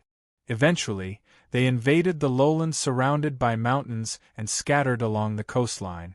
After hundreds of years, they had forgotten their barbarian identity. For example, the Spartans had always claimed that they were the blood of Hercules, and that they were the descendants of Menelaus, the former king of Sparta. To the south of the Doris Plain, near the Gulf of Corinth, there was also a mountain famous throughout Greece called Parnassus. Legend had it that the steep mountain was occupied by a gigantic python named Pedon, which was known for eating humans. Under the instruction of Hera, it had hunted down Apollo, Arthenes, and their mother, Leto, when they were young. When Apollo grew up, he came to the mountain and found the giant monster that was devouring eagles in a lonely and gloomy canyon. He shot the monster with a deadly arrow and became the ruler of this area. Apollo planted the laurel tree to purify this sacred land. Later, people cut down the branches of the laurel tree and built temples of Apollo one after another. This became the holy land of the Greeks, Delphi. It was a place with high mountains and dense forests. The soil was barren, making it difficult for the local people to make a living. Apollo said to them, "Guard my temple and receive the people who come to visit with hospitality." So the people of Delphi became priests of Apollo. They built huge temples of Apollo and fairly charged everyone who came to seek oracle and worship the same fee. Because of the justice of the Delphic priests, more and more Greeks believed in the oracle of Delphi, and believed that Apollo would live on Mount Parnassus for 9 months every year, where the air was pure. It was also rumored that when Zeus first ascended the throne to rule the world, he wanted to measure the land he inherited, so he released 2 eagles to the east and west to observe the flight of the 2 eagles to determine the center of the world. As a result, the 2 eagles met at Delphi, where Zeus left a huge stone egg, Omphale, as a mark. This stone egg has been preserved to this day. As a result, Delphi became even more famous, surpassing the Greek race and becoming famous throughout the Mediterranean Sea. For this reason, the priests of Delphi also welcomed foreigners to come here to pray for oracle. When the warring city-states came to seek the judgment of the oracle of Delphi, they completely believed in the oracle's judgment. Therefore, the neutrality of Delphi must be guaranteed, otherwise no one could bear the consequences. 200 years ago, when a neighboring and powerful city-state, Crisa, tried to annex Delphi, the whole of Greece was shocked and launched an angry counterattack. Many city-states formed a coalition to defend this sacred land. They even violated Greek tradition by poisoning the river that the Crisans drank. The city of Crisa was conquered, and this impious city was razed to the ground. The bay that separated the Greek mainland from the Peloponnesus Peninsula was originally called the Gulf of Crisa because of the great city-state of Phocis. After the war, it was named after the important city-state on the isthmus, Corinth. More than 200 years later, the field where Crisa used to live was still a barren land. No one dared to live there because it was a place cursed by the gods. After the most tragic lesson, the city-states around Delphi established a close neighbor alliance, the Amphictyon Alliance. It included the people of Thessaly, Phociotis, Locris, Phocis, Piotia, Athens. Later, the city-states on the Peloponnesus Peninsula also joined in under the leadership of Sparta. The main purpose of this alliance was to protect Delphi's neutrality and not allow any forces to harm or annex Delphi. Therefore, this alliance was also called the Sacred Alliance. Each alliance provided 2 representatives as a member of the entire alliance. Every spring and autumn, a meeting was held in Delphi to discuss the governance of the Delphi region, the maintenance of the temples, the hosting of the Pythian Games, and the management of the sacred products of Apollo. In this way, the oracles and the nobles of Delphi were given an independent status, and Delphi became more prosperous. On this day, the nobles and priests from all over Delphi walked up the winding stone steps to a steep hillside. The main temple of Apollo, built from giant stones, was located here.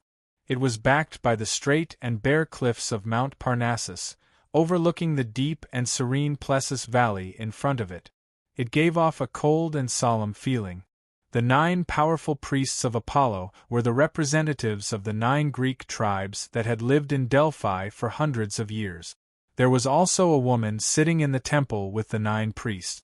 She was a shriveled old woman with sagging skin and a face full of wrinkles. She did not have a striking appearance, but she had great prestige among the Greeks. She was the one who walked into the oracle office and delivered the oracles of Apollo to the people in the sulphurous smell of smoke. She did not have a name of her own. She was called the Pythia. Every oracle issued by Apollo was called the Pythia. 10 people sat in a circle in the temple with solemn expressions. The old priest in the lead was the chief priest of the main temple of Apollo, Cercidas. He said, "An hour ago, I sent off the Sparta general Polybiades, who conquered Chalcidia. Before the Sparta's northern expedition, Agesilaus, the king of Sparta, sent someone to seek an oracle for his expedition. He came this time to thank Apollo for his guidance. The sincerity of the Sparta people toward Apollo is amazing. But Cercidas changed the topic and said in a low voice, "He brought 4 fully armed soldiers and let them set foot on the sacred Mount Parnassus. After I protested, he let them go down the mountain. This is blasphemy. It is common knowledge that people with sharp weapons are not allowed to enter this sacred area. These Sparta people should be severely punished." A priest shouted angrily. "Severely punished? The Sparta people are known for their barbarism and rudeness. If they cause trouble, we will be the ones to suffer. You should know that their army is stationed in the Dolis plains not far to the north," another priest said helplessly. "Do you think the Sparta people dare to lead their army into Delphi?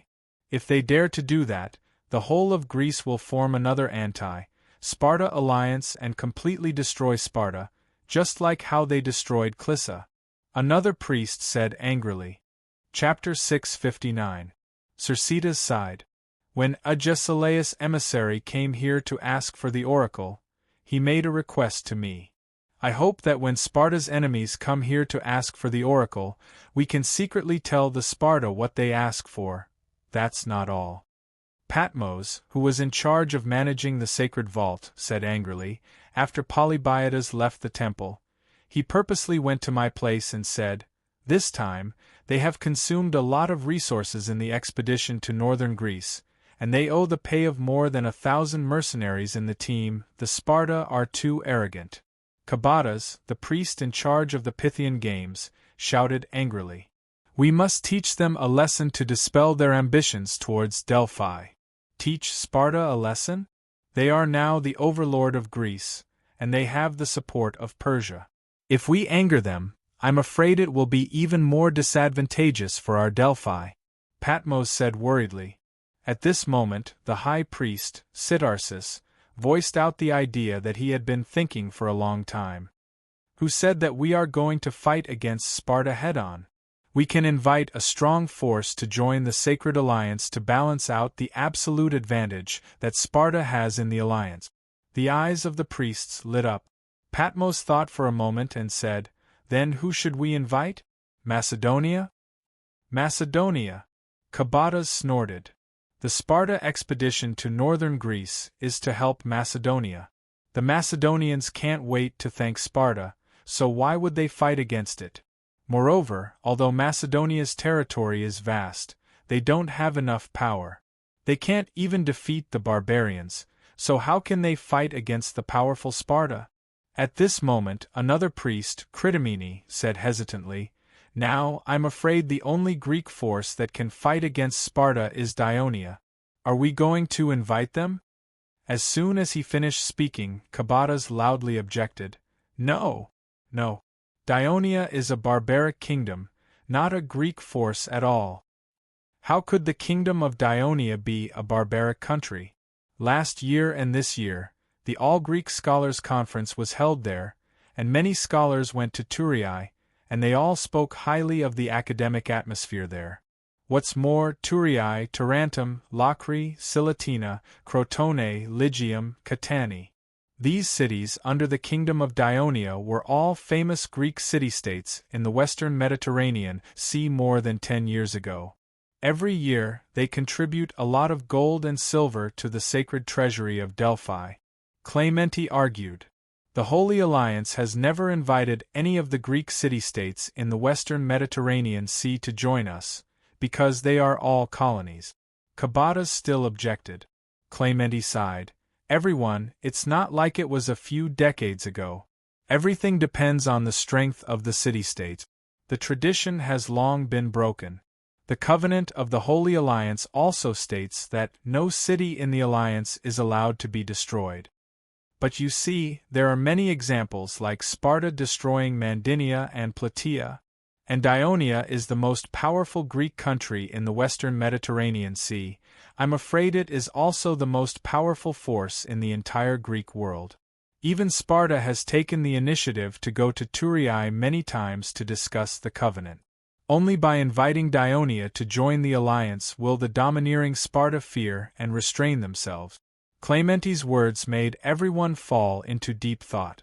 Patmos said awkwardly, "Even if we have the intention to invite Dionia to join the Holy Alliance, will Dionia agree? You must know that all these years, we, like the Olympia, have firmly opposed Dionia's participation in the games, and because it has never offered gold or silver to the sacred treasury of Delphi, we have secretly promoted the barbarism of Dionia, hoping that the Greek freedmen will not migrate to Dionia." The priests all looked a little unnatural. They had all done such things before. Cabatas complained, "Dionia highly respects Hades, causing the number of Dionia citizens who come to Delphi to seek the oracle is decreasing. If this continues, I'm afraid that all the Greeks in the western Mediterranean Sea will regard Delphi as nothing." His words resonated with the other priests, and everyone began to complain. At this moment, Archbishop Cercidas said, "It seems that you have all confirmed that the Greek country to be invited is Dionia. As for the problem of the Temple of Hades, I think you don't have to worry about it. I've learned about the Temple of Hades in Dionia. Although it is very important in the hearts of the Dionia people, the Temple of Hades doesn't seem to value divination and oracles very much, and this happens to be the field that we, Delphi, are good at and the only field," Cercidas emphasized. He knew very well that the reason why Hades could develop so quickly in Dionia must be because of the powerful king who claimed to be a descendant of Hades, and Delphi should not be so stupid as to stroke the tiger's whiskers. Delphi and the Temple of Hades do not conflict with each other. I think the hundreds of years of tradition of oracles in Dionia will make the people of Dionia who encounter difficulties hope to seek guidance from Apollo. And we can also guide the Greek freedmen who are living in difficulties to the Italian peninsula to find a new life. Even if Dionia is willing to join the Sacred Alliance, I'm afraid that Sparta will not agree to it. After all, we only have the right to suggest, but not the right to decide," Patmos reminded. Cercidas sighed. "This is the problem that worries me the most. I heard that in the treaty signed between Dionia and Sparta, there is a treaty that states that Dionia shall not interfere in the affairs of the eastern Mediterranean. Although this shows that Sparta is afraid of Dionia, it also proves that Sparta is wary of Dionia. Sparta will definitely oppose Dionia joining the Sacred Alliance. But the Sacred Alliance does not have the right to interfere in the affairs of other city-states. It is only an organization that protects Delphi. I believe that Sparta will not react that violently," many of Crati consoled. At this moment, Cercidas brought up the idea that he had already thought of. "My suggestion is, can we send someone to Thurii secretly to discuss with the king of Dionia and have them take the initiative to make a request to the Sacred Alliance? Meanwhile, we can privately contact Athens, Corinth, Argos, Mecca, and other city-states that are at odds with Sparta. With this kind of pressure, I believe that Sparta will have no choice but to consider it carefully." After hearing this, all the priests felt that this was a good idea.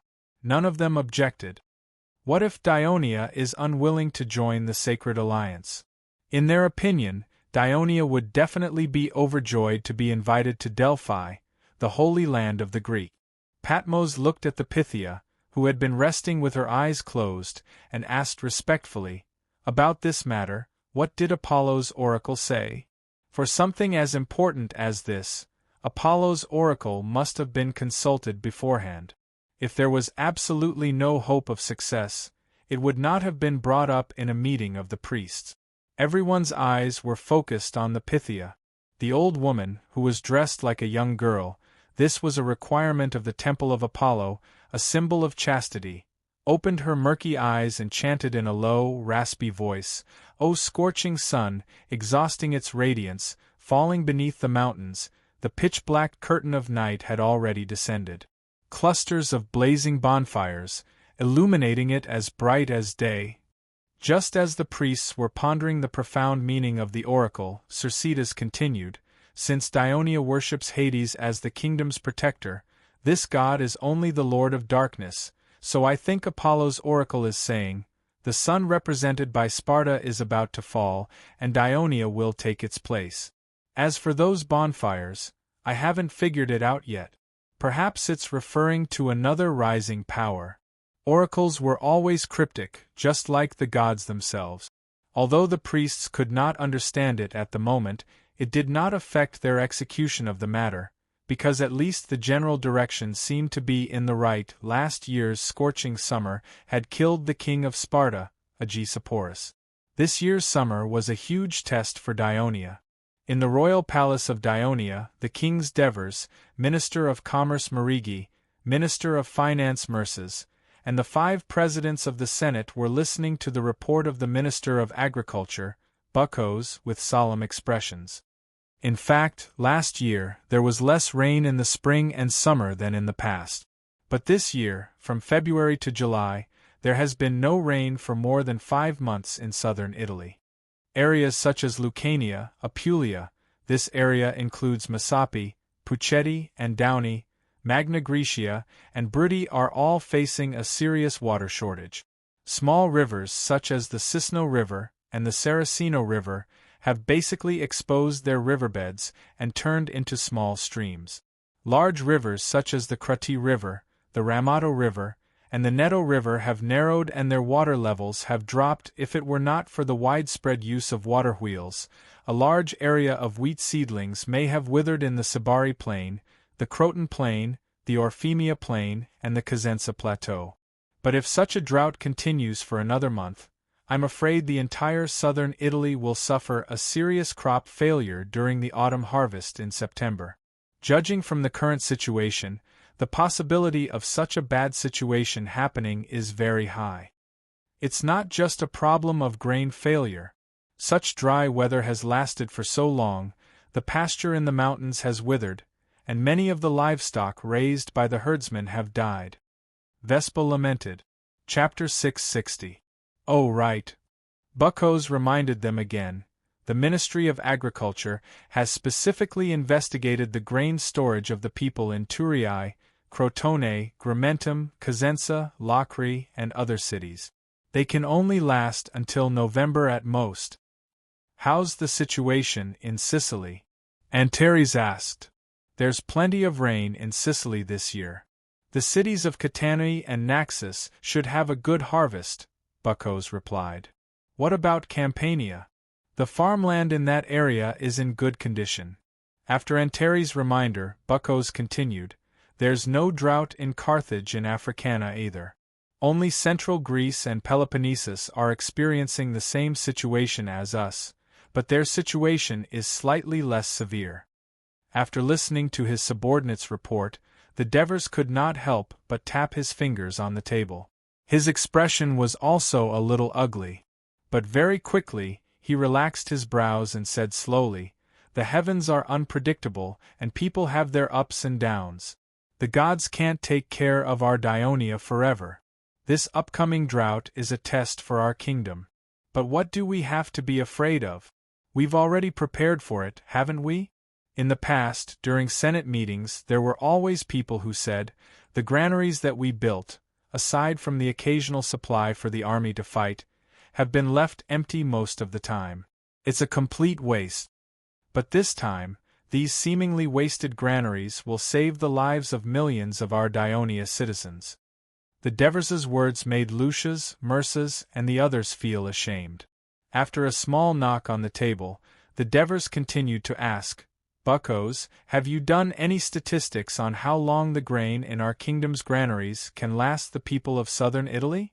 Buckos was already prepared for this. He said in a deep voice, Your Majesty, our kingdom has a total of 9 granaries. They are located in Grimentum, Turiae, Cosenza, Crotone, Trine, Locri, Catani, Urdii, and Silvium.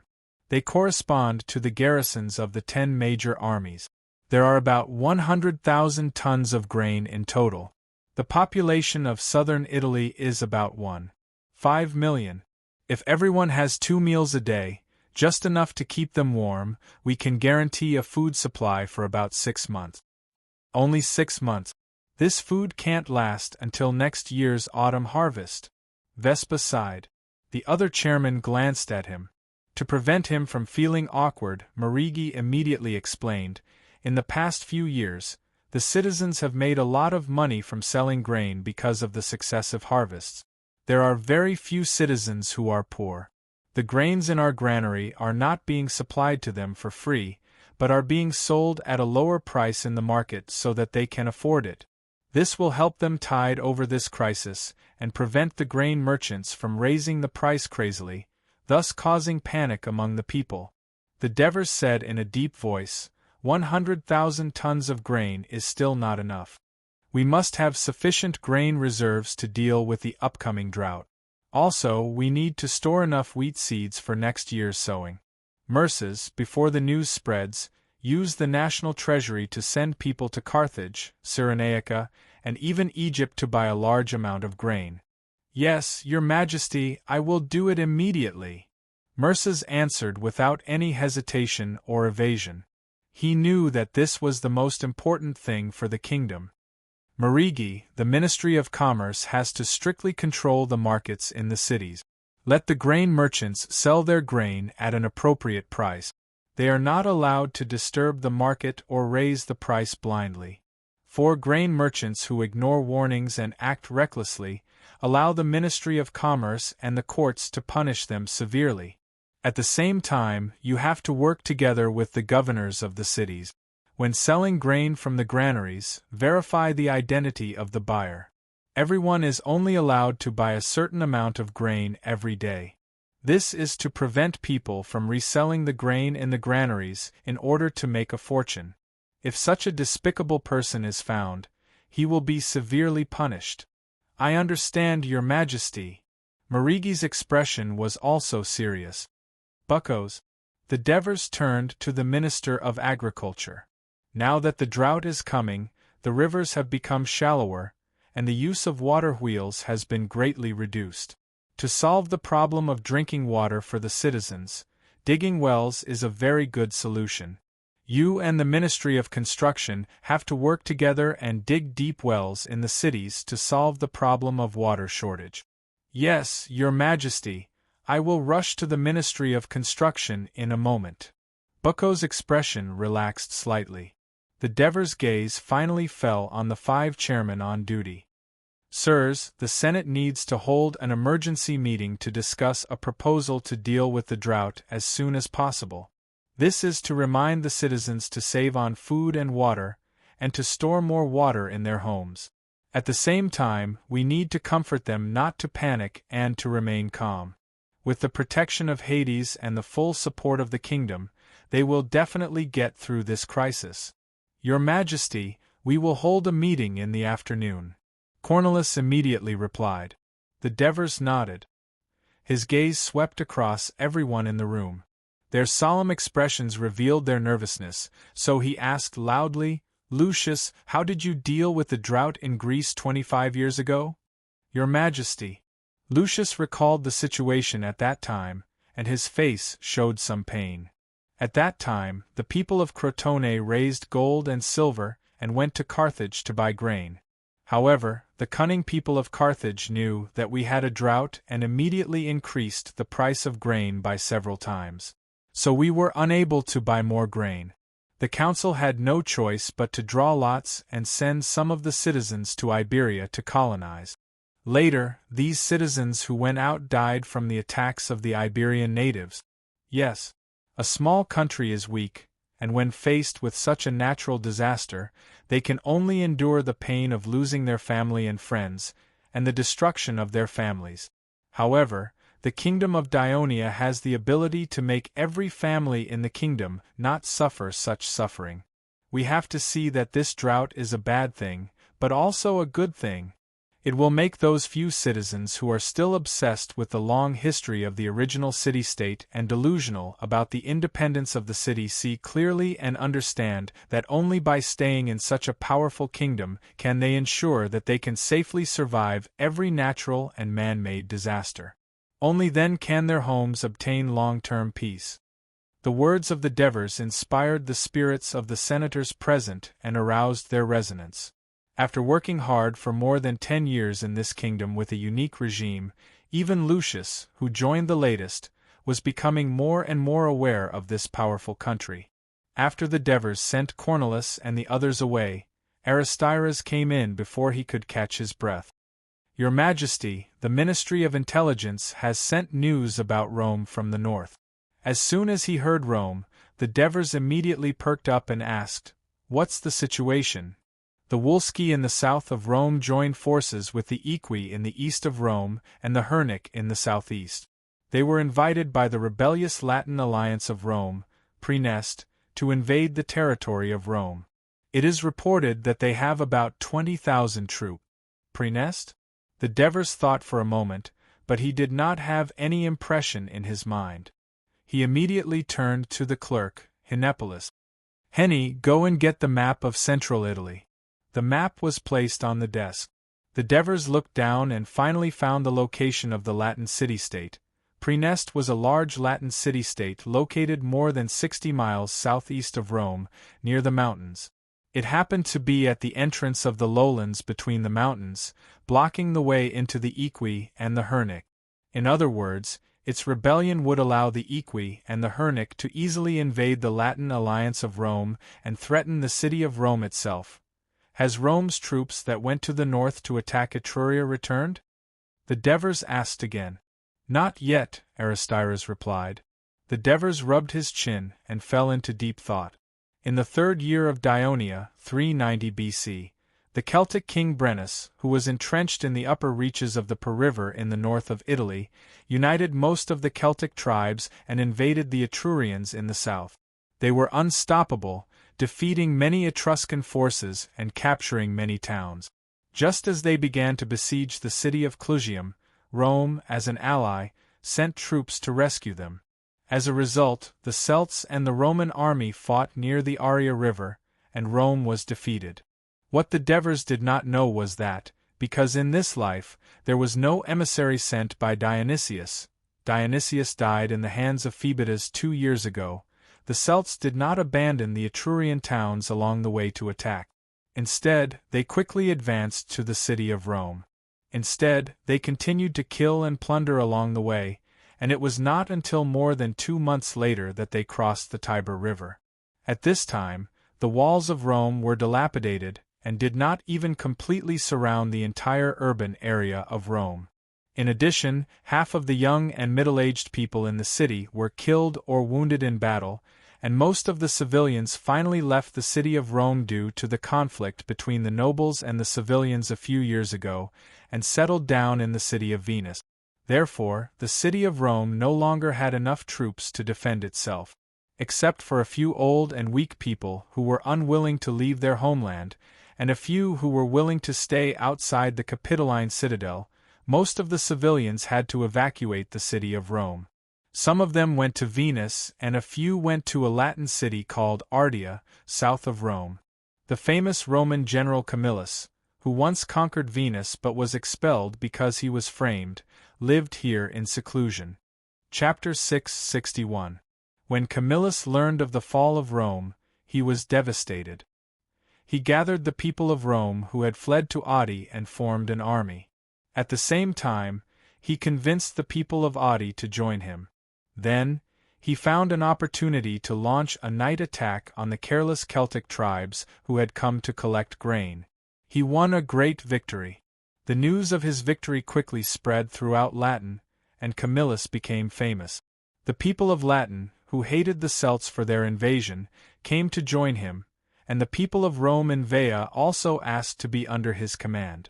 After taking a risk and receiving the appointment of a Rome senator who was still defending the Capitoline citadel, he became the military dictator. Camillus organized an army that grew larger and larger, and at the same time, attacked the Celts who were collecting grain in various Latin towns. As time passed, the situation of the Celts became more and more difficult. Because of the lack of grain and the fear of Camillus's army, they did not dare to loot everywhere. Large numbers of corpses were piled up in Rome. No one took care of them and buried them, causing an epidemic. Coupled with the fact that they were not acclimatized to the climate, the Celts fell sick and died in battle. Their morale was extremely low. King Brennus, who had stayed in Rome for half a year, could not resist the persuasion of many tribal leaders and decided to negotiate peace with the people of Rome. However, the people of Rome who were defending the Capitoline citadel secretly learned that Camillus was leading a large army to Rome, so they refused to negotiate. Although Brennus was angry, he could not do anything. However, he was not willing to leave empty-handed. Just as he was hesitating, he heard that Camillus was leading a large army to rescue them. Seeing that the morale of the Celts was low, Brennus did not dare to fight them and was forced to retreat. However, less than 10 miles away from Rome, the Latin allied army led by Camillus caught up and the two sides engaged in a fierce battle. In the end, the Celts suffered a crushing defeat. Most of them were surrounded and killed by their pursuers. A small number of them scattered and fled in different directions. As a result, the people of the neighboring towns and villages all came out to search for them. Almost all of them were slaughtered, and only Brennus and a few dozen of his trusted aides managed to escape. This battle dealt a heavy blow to the Celts in the upper reaches of the Po River, and their strength was greatly reduced. Although the people of Rome suffered losses in the war against the Celts, it alleviated the conflict between the nobles and the commoners. The people who had migrated to Veii returned to Rome and worked together to rebuild the city of Rome. The Senate also enacted laws to reconcile the nobles and commoners. At the same time, they took the time to accept the refugees who had lost their homes in the Latin Alliance and rebuilt the Latin Alliance. Camillus learned his lesson from the defeat at the Allia River and combined it with his own battle experience. After obtaining the support of the Senate, he reformed the Roman army. At the same time, Rome unexpectedly received the support of a powerful country in the western Mediterranean. Therefore, in the second year after the war with the Celts, Rome began to recover its vitality. It began to attack the surrounding Latin city-states that had left the Latin alliance and abandoned Rome. After a few years of hard fighting, most of the Latin cities were under its control and the Latin alliance was rebuilt. During this period, the Etruscans from the north took advantage of the fact that the Roman army was pinned down in the Latin region and sent out a large army to surround the important Etruscan city-state that Rome had spent many years to conquer. It was now a colonial city of Rome, Veii, and they tried to force it to surrender. The people of Rome defended the city and refused to surrender. They repelled the enemy's attacks many times and even crossed the river to ask for help. As soon as the Latin war ended, Camillus led the Roman army to attack the Etruscan army that had surrounded Veii on the north bank of the Tiber River. The Etruscans had yet to recover their strength after being ravaged by the Celt. On the other hand, the morale of the Roman army was high after Camillus reformed the military system. The two sides clashed several times, and the Roman army was victorious. After repelling the Etruscan army, the people of Rome did not give up. After learning about the weakness of the Etruscans through the war, they seized the opportunity and continued to attack the Etruscan territory that had been a threat to Rome for hundreds of years. In just a few years, as the important Etruscan city-states such as Tarquina, Velch, Novae, and Volsii were conquered one after another, Rome had also brought most of the southern part of Etruscan territory under its control. During this period, the Volsci and Hernici in the southern part of Rome were afraid that the rise of a powerful Rome would threaten the safety of their territory. From time to time, they would gather other forces around Rome to attack the territories of Rome and its allies. This time, the scale of the attack should be the largest in the past decade. Devers stared at Rome and its colonial cities on the map, as well as the allies that had surrendered to him. It had already covered a large area. He knew that if Rome was allowed to grow, it would cause a lot of trouble to Daionia. However, for the past 10 years, Daionia had been concentrating a lot of manpower and resources to integrate and unify southern Italy and eastern Sicily. It really did not have the extra power to interfere with Rome in the middle of Italy. To the people of Daionia, that was an unfamiliar area. It would be too much for Daionia to send a large force, and sending a small force would be easy to destroy. He hoped that this attack from the Volsci could pose a threat to Rome. Unfortunately, his understanding of the history of Rome in his previous life was more from the beginning of the Punic War. He knew very little about the history of the early rise of Rome. The only person he knew was Camillus. After reading the information collected by the intelligence department and combining it with the little knowledge he had learned in his previous life, he realized that Camillus, who was very famous in the Latin region at this time, was the Camillus who was known as the father of Rome in his previous life. "Where is Camillus now?" he asked immediately. Aristides was stunned for a moment and immediately understood that Devers was talking about the person he had asked them to pay attention to. Previously, Camillus did not serve as the commander of the expedition to Etruria, citing his old age and weak health. He has been staying in the city of Rome, and there is no new news so far. It seems that this time, the people of Rome will let him serve as the commander of the coalition against the Volsci. Devers sighed softly. "Observe the war closely and report to me at any time." "Yes, Your Majesty," Aristides replied. Devers pondered for a moment and remembered something. He hurriedly said to his clerk, "Hinepolis, Henri, immediately write a letter to the governors of Catanae, Naxos, Sicily, Herbita, Hera, these cities in Sicily. Ask them to try to persuade the people to sell their surplus food to the city hall at an appropriate price after the autumn harvest for the people in the southern region." "Yes, Your Majesty. I will write the letter immediately and give it to you for review." Hinepolis finished speaking and immediately prepared to write the letter. Devers looked down at the icon of Rome on the map again, and sighed inwardly. This drought really came at the wrong time. 2 days later, Devers received the Delphic priest, Clementine, who had hurried over to the palace. Devers did not show any joy at Delphi's invitation. On the contrary, he only expressed his gratitude to Delphi politely, but said that unless Delphi openly invited the kingdom of Dionia to join the Holy Alliance, Dionia would only take action. Otherwise, it would be impossible for Dionia to take the initiative to make an application. Clementine was stunned.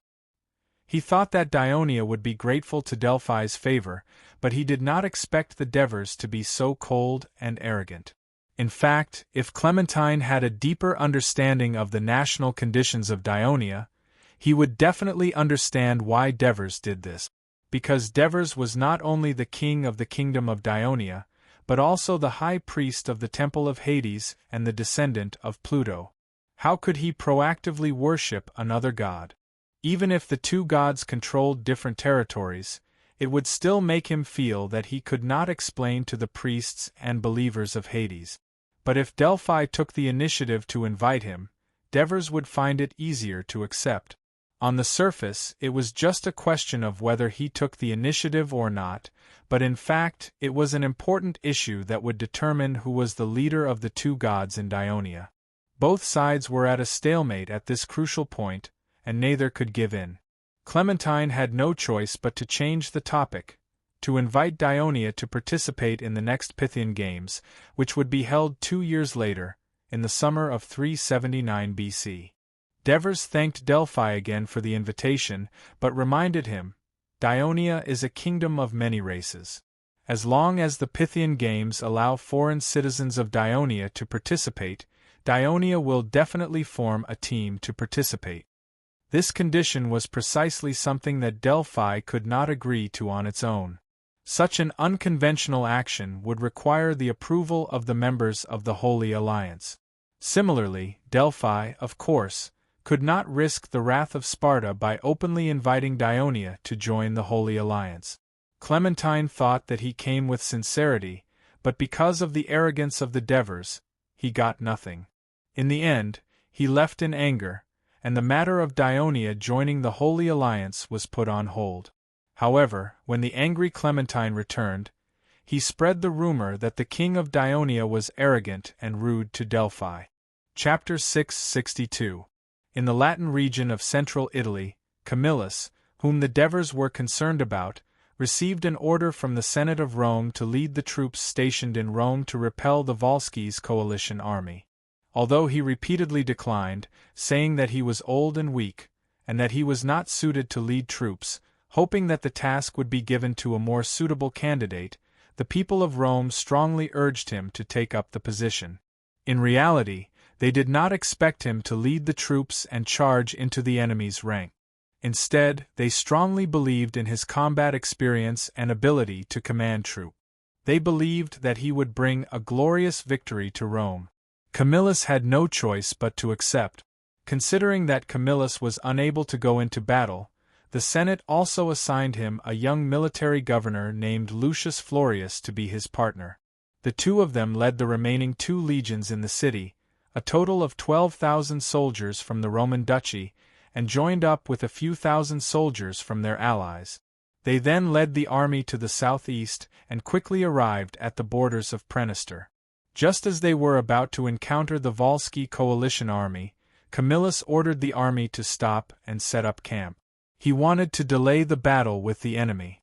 On the one hand, he did not want to engage the enemy's morale at this moment.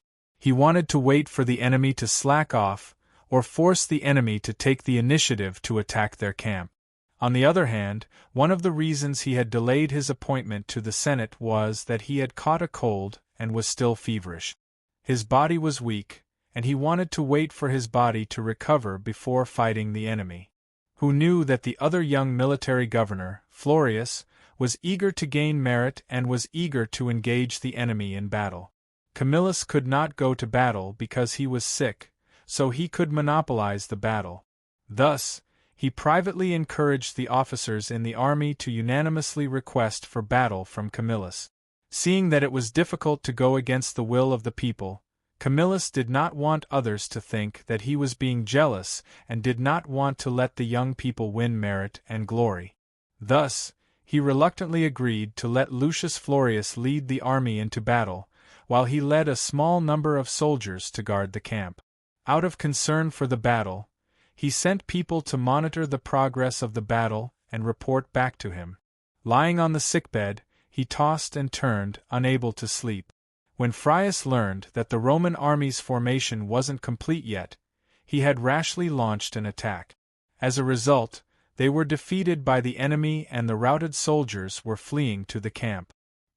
He forgot about his illness and leaped out of bed to organize the remaining soldiers to quickly prepare for defense.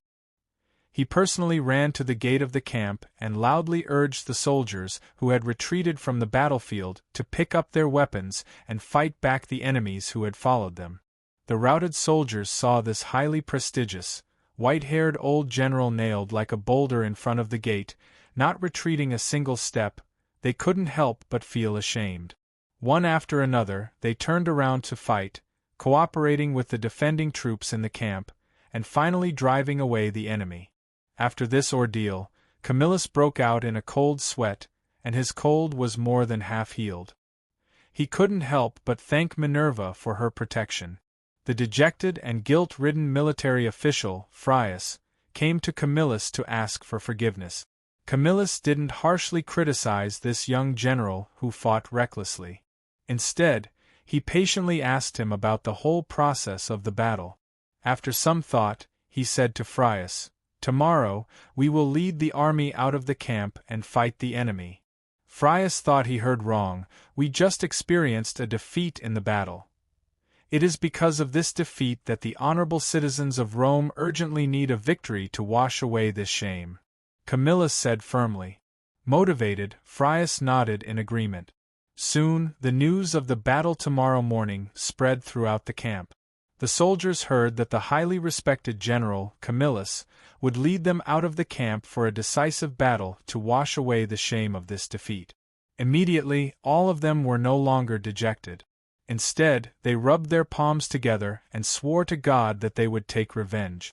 The next day, after Camillus led the army out of the camp for a mile, they stopped and quickly began to get into formation. When the Volsci coalition heard that the defeated Rome had walked out of the camp, they were overjoyed and hurried over with their troop. Before they could fully get into formation, Camillus ordered the whole army to attack. The Roman soldiers, eager for revenge, launched a fierce attack on the Volsci coalition, and Camillus focused the attack on the weaker Helnici. After a fierce battle, the disorganized Volsci coalition was at a complete disadvantage. The Helnici were the first to be defeated, and then the whole army was routed. Camillus ordered the whole army to continue the chase and not let up. The Roman army took the opportunity to occupy the enemy's camp. Most of the Volsci coalition soldiers were either killed or captured, and the Roman soldiers celebrated their victory. But after a day of rest, news came that another Latin ally in Rome, Bo, had been captured by the Helnici. Camillus immediately made the decision to send the heavy infantry back to Rome, and then led the light infantry to rush to Bo and launch an assault on the Helnici. The Helnici, who had just occupied the town, were caught off guard and were quickly defeated. Most of the soldiers were killed. Camillus returned to Rome with a large number of spoils of war and captives. The people of Rome cheered for him. The Senate of Rome, under his suggestion, ordered the Roman army that had returned from the north to attack the Etruscans to attack the Aeaci, Helnici, and other forces in the east. 2 months later, the Aeaci, Helnici, and Marsi, who had suffered heavy losses in the previous war, could no longer resist and chose to surrender. After the Romans sorted out their main enemies in the east and southeast, they began to set their sights on the Volsci in the south. The Volsci were an ancient race in Italy. Hundreds of years ago, they lived in the upper valley of the Ligus River in the northeast of Italy. But as the Celts continued to invade the south, the Volsci were forced to migrate to the southwest of Italy. Finally, they settled on the fertile land south of Latin and lived there peacefully for hundreds of years. But because of the rise and expansion of Rome, the Volsci had no choice but to engage in constant armed conflicts with the power that had become their neighbor in the north. In the past 100 years, the two sides fought many times. In the beginning, the Volsci still had the upper hand. But as Rome conquered the surrounding Latin city-states and established the Latin alliance, its power increased greatly, and the Volsci gradually found it difficult to attack Rome. And in the 358th year of the founding of Rome, 396 BC, the Roman general Camillus led his army to conquer the powerful Etruscan state in the northern region of the Tiber River, Veii. This conquest not only completely occupied the surrounding land of the Tiber River, but also intimidated the surrounding races and forces. So, the Volsci and Rome signed a peace treaty. But 4 years later, the Celts captured the city of Rome, and Rome's power declined, leading to the dissolution of the Latin alliance. The Volsci took the opportunity to tear up the treaty and join forces with the forces around Rome to continuously invade Rome's territory and allies. Until this time, they were completely defeated by the army led by Camillus. The Volsci had suffered heavy losses, but before they could catch their breath, the army of Rome invaded Volsci's territory and surrounded the powerful state in the northwest of Volsci, Velitri. While the Volsci gathered their troops to help, they also considered asking for reinforcements from other forces. In the past few years, after the military reform of Rome, they became more and more powerful. Volsci had lost several wars with Rome, so they were afraid of the people of Rome. In fact, the Samni were the closest and more powerful force to Volsci. Unfortunately, this powerful mountain race had always been very aggressive toward the forces around them. In the past, Volsci and the Samni had fought many times. Several Volsci towns near the Samni Mountains, such as Sora and Sieti, were still occupied by the Samni. How could the Volsci dare to ask for help from this violent hostile force?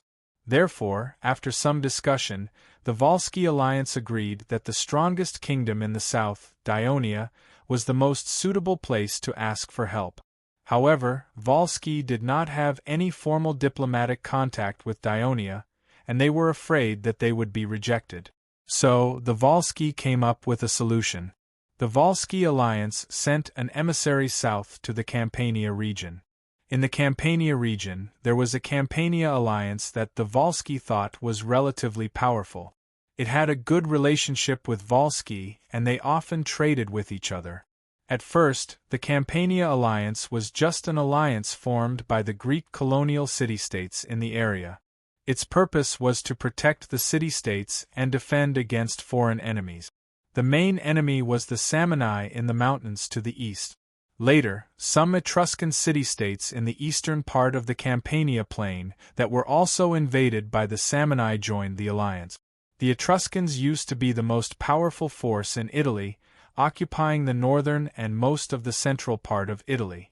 Later, due to the invasion of the Celts, their power was greatly weakened. Many of their territories were occupied by other races, and their power began to retreat to the north.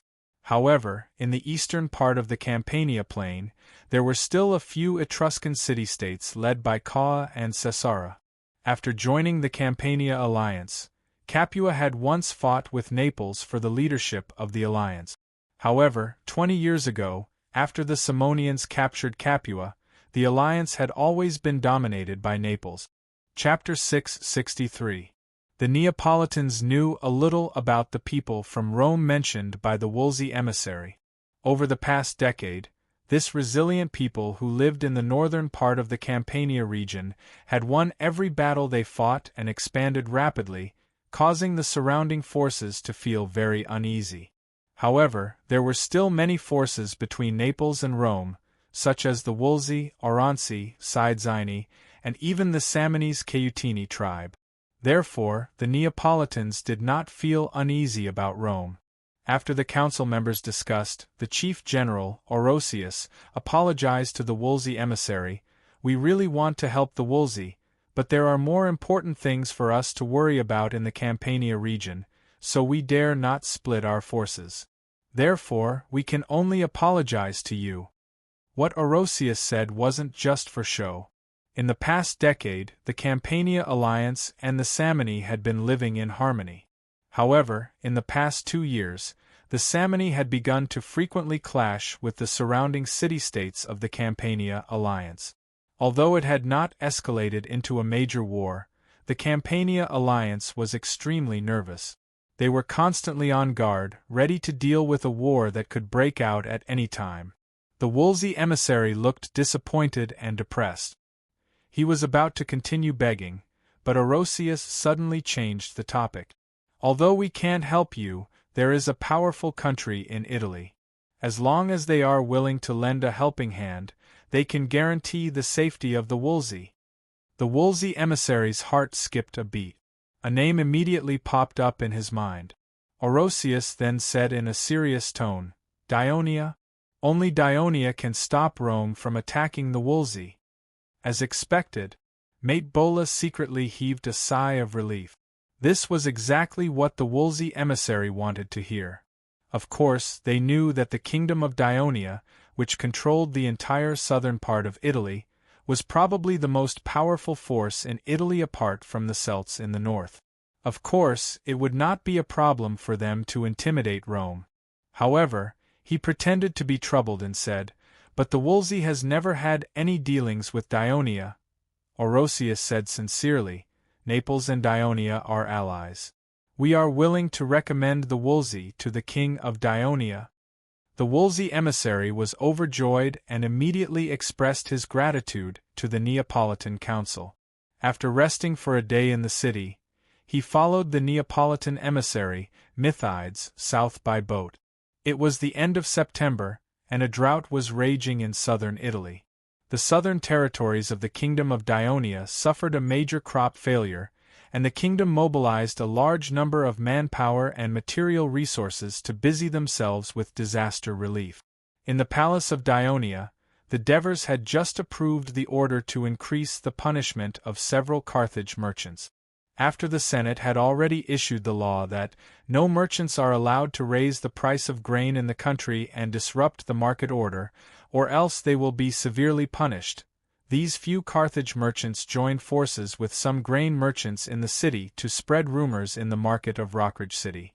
They ran over the grain shops temporarily opened by the city hall and caused panic among the people. In the end, they were arrested by the inspection team, and the others were severely punished. However, because these few Carthage merchants had extraordinary backgrounds, and one of them even came from the Hanno family, the inspection team was worried that their punishment would cause serious dissatisfaction among the Carthage people, so they asked the Devers for instructions. In fact, Divers himself was also worried about this. However, he knew that in such a critical situation, if he did not strictly enforce his orders, then the foreigners would imitate them and act recklessly. The local merchants would also be involved. Therefore, he had to punish them severely to serve as a warning to others. Therefore, after the Devers signed the order, he asked Aristides to immediately send it over. The Devers leaned against the wooden chair and stretched. During this time, because the kingdom was dealing with the drought, the requests and letters from various cities had piled up, leaving almost no time for the Devers to rest. Even the energetic Devers felt tired. He closed his eyes, but he was not resting. Instead, he was thinking about how to summon the 5 rotating presidents of the Senate and establish a drought-handling committee. They would handle the specific matters, big or small, and he would only be responsible for supervision and control. In this way, not only would he save his energy, but his efficiency would also be greatly improved. The more he thought about it, the more he felt that it was a good idea. Just as he was about to ask Aristides to go to the Senate and summon the 5 senators together, he received a message from the guards that Foreign Minister Ansitanos wanted to see him. Since the Senate passed the Devers' proposal to pay the senators a high salary and prohibit them from accepting gifts, the Devers also proposed to establish the kingdom's Ministry of Foreign Affairs, so that foreign envoys could be directly received by this department, reducing the number of blind contacts they had with other senators, and also ensuring their safety, to prevent the senators from making mistakes again. At the same time, with the Ministry of Foreign Affairs, more professional and experienced diplomats could be trained, creating a more favorable external environment for Dionia. The Devers appointed Ansitanos as the first foreign minister. Ansitanos had been in office for more than a year, and he had completed the administrative structure and personnel arrangements for the Ministry of Foreign Affairs. Why did he come to the palace today? The Devers wondered in his heart. He did not expect Ansitanos to give him a surprise. "Are you saying that the Wolsey have asked us for help?" "Yes, Your Majesty," Ansitanos explained seriously. "The Romans are invading Wolsey's territory, and they can't stop them. They have no choice but to ask us for help under the guidance of the Neapolitans." "Then arrange a meeting," the Devers answered without hesitation. When he received the news that the Wolsey allied forces were defeated by the Roman army led by Camillus, he already knew that the Wolsey were in big trouble. "Your Majesty, there is another good news." Although it was a good news, Ansitanos did not look happy. Instead, he said seriously, the Neapolitan messenger who accompanied the Wolsey said, "Knowing that Dionia is suffering from a drought, the Campania Alliance, as an ally, is willing to donate a large amount of grain for free to help us tide over the difficulties. However, he hopes that we can restrain the Samni and stop harassing their people." "Restrain the Samni?" The Devers looked a little angry. "The Neapolitans make it sound easy, but the Samni are not that easy to restrain. Ever since we firmly supported the Abenelum, these Samni tribes have become more and more disobedient. Fortunately, they are afraid of our strength and dare not do anything rash." Ansitanos looked at the Devers and asked softly, "Then, reject the request of the Neapolitans?" "No. The Samni now think that they have recovered their strength." The Devers shook his head and sneered. "It's just that we have been busy stabilizing the situation in the Downey area for the past 2 years and can't spare any time to help. Now that the situation in Downey is stable, Ansitanos, agree to the request of the Neapolitan messenger and send someone to question the Samni. Why did they repeatedly violate the covenant and invade the allies of Dionia? If they still refuse to repent, I don't mind letting them have a taste of the power of the Legion of Dionysia. In addition, didn't Quinduk, the leader of Nasiria in Cautini, hint that he was willing to send a team to participate in this year's rugby competition? Let Inona strengthen the relationship between the tribes in the southwest of Kayutini and make them completely fall to our side. Your Majesty, this is likely to lead to a war between the Samanai and us, Ansatanos said worriedly. Divers said firmly, as our ally, Samoyed ignored our warnings many times and repeatedly invaded the people and land of our other ally. They have violated the covenant, which means they have long had the intention to betray us. If we don't stop their bad behavior, it will not only affect the prestige of the Kingdom of Dionia, but also reduce the trust the ally has in us. We must fight back forcefully. Your Majesty, we are facing a famine now. I'm afraid we don't have enough food to support the army. Ansatanos reminded. The Devers smiled. We don't, but the Campanian Alliance does. If we help the Campanian Alliance solve the problem of the Samanai, they will not be stingy with their food. This will also help us reduce the pressure on the domestic food supply. Besides, I heard that the central and southern parts of Hilpini are also suffering from the disaster. We can take this opportunity to completely weaken them. All right, Your Majesty, I understand. I will discuss this matter with the Neapolitan messenger, Ansatanos replied helplessly. Wolsey's messenger, Mate Bola, followed the Neapolitans ashore at the port of Laos and trekked for 3 days to reach Turiai. He was immediately shocked by the prosperity and size of the city. He began to believe that only such a powerful country could help them drive away the ferocious people of Rome. When he received the notice from the Ministry of Foreign Affairs that the King of Devers was ready to meet him, Mate Bola had been thinking about how to persuade the king of this powerful kingdom to lend a helping hand to Wolsey. The next day, Mate Bola walked into the palace of Dionia. The important officials of the kingdom were already standing on both sides of the spacious hall of the palace. The King of Devers was wearing a garnet crown made of pure gold and a luxurious black robe with red patterns. He was sitting steadily on a leather chair that was 2 steps above the stairs. Therefore, he was much taller than the people around him, displaying the majesty of a king. Chapter 664.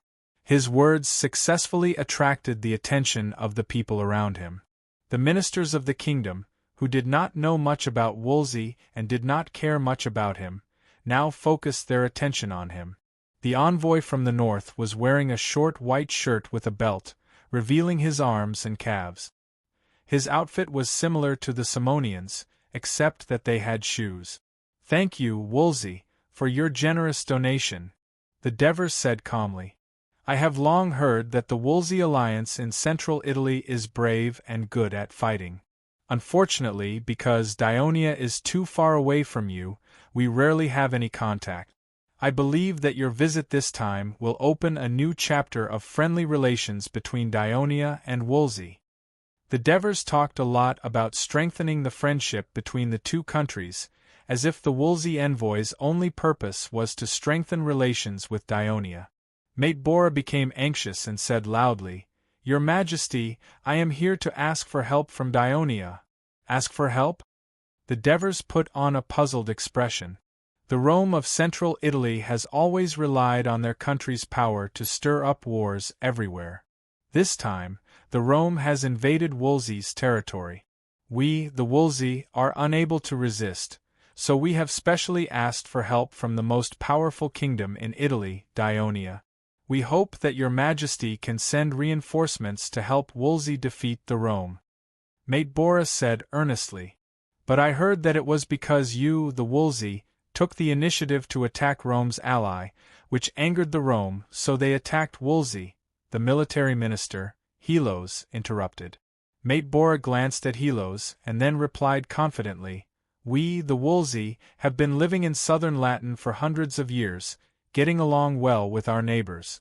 100 years ago, Rome was just a small city on the Tiber River, but through endless wars and killings, it became a powerful force in central Italy. In order to resist the Rome's invasion, we have been at war with the Rome for decades and have become mortal enemies.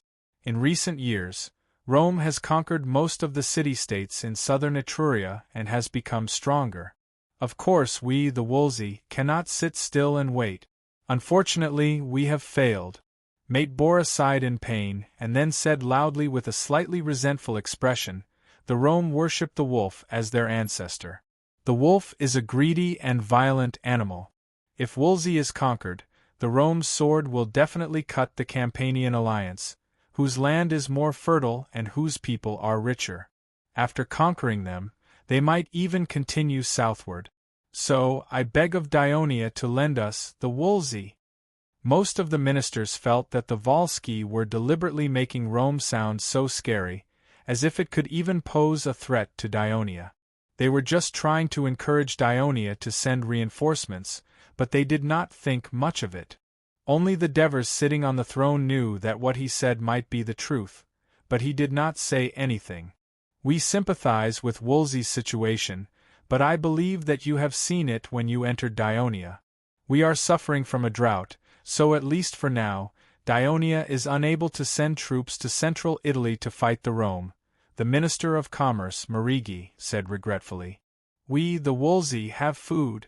The autumn harvest has just ended, we have enough food. As long as Dionia sends reinforcements, we are willing to guarantee the Dionysian army's food supply. Mate Bora immediately added. After he said this, Mirzas, the Minister of Finance, Marigi, and the Minister of Agriculture, Bucos, looked at each other. They were a little tempted.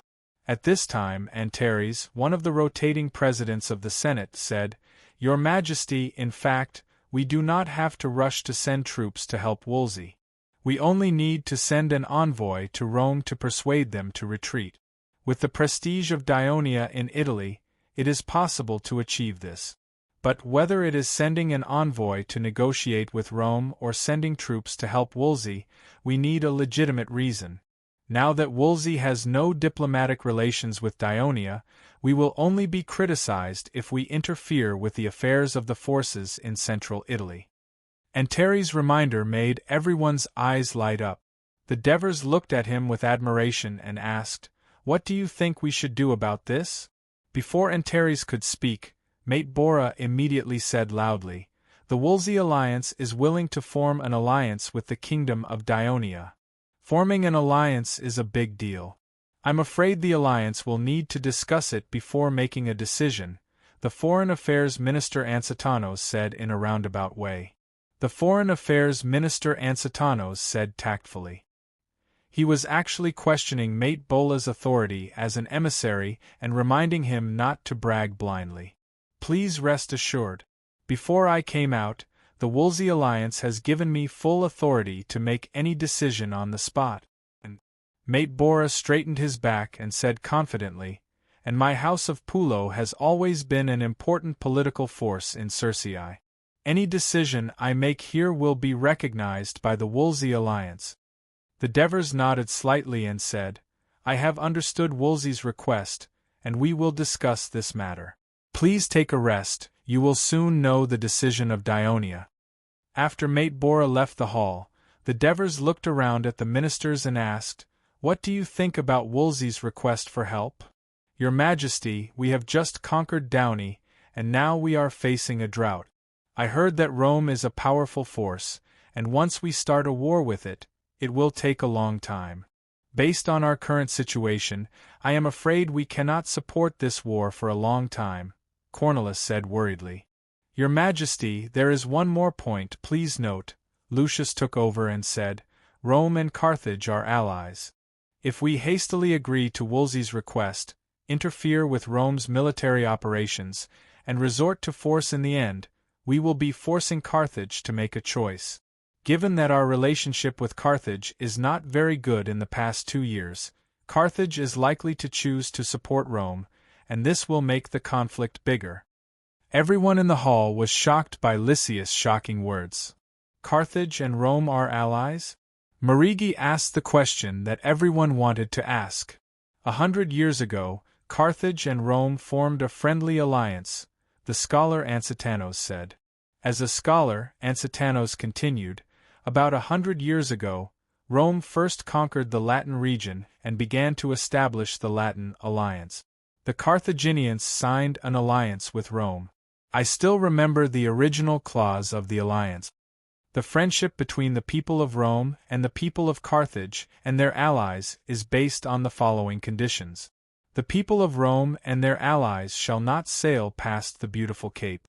They shall not engage in any trade activities in Libya, Iberia, Sardinia, and Corsica. The people of Carthage shall not harm any people in any other Latin city that belongs to Rome. The people of Carthage must guarantee that they will not occupy any of the cities in this city. This is just a friendly agreement, not an alliance, Senior Judge Tritodemus questioned. As I said, this is just the original text. The agreement has been renewed many times, and it has continued to this day. In the renewal 2 years ago, the following clauses were added to the agreement. Ansitanos said slowly, when Rome or Carthage starts a war with a third party, it can seek support from the other party, and the party that is asked can help as much as possible according to its own situation. After the war is won, the two parties can discuss the ownership of the spoils of war. 2 years ago, Sidorum's expression changed, and he exclaimed, I'm afraid that this clause in the agreement is set up by Carthage against Dionia. 2 years ago, it was Dionia that discovered the conspiracy of the Tannic tribe, which was secretly supported by Carthage, to unite the tribes of Siccar. The 8th Legion defeated the Tannic tribe in one fell swoop, and its leader led the remaining soldiers to the western part of Sicily, which was controlled by Carthage. It was said that Carthage took them in. Although the friendly agreement between Carthage and Dionia was renewed, the relationship between the two countries became subtle, especially in the area of trade competition. Tannic had fallen, and now there was a new Rome in the north of Dionia? Everyone's expression became a little complicated. Helos said solemnly, Your Majesty, although Carthage has maintained peace with us for the past 10 years, it is because it needs to recover from the war with Syracuse. Even so, Carthage is still secretly causing trouble for us. After all, the Western Mediterranean can only accommodate one hegemon. It was like that between Carthage and Syracuse, and now it will be the same between us and Carthage. Therefore, the alliance between Carthage and Rome shouldn't be a reason for us to be afraid of helping Wolsey. On the contrary, we should increase our efforts to form a strong alliance with Wolsey. Otherwise, Rome will conquer Wolsey and become even more powerful.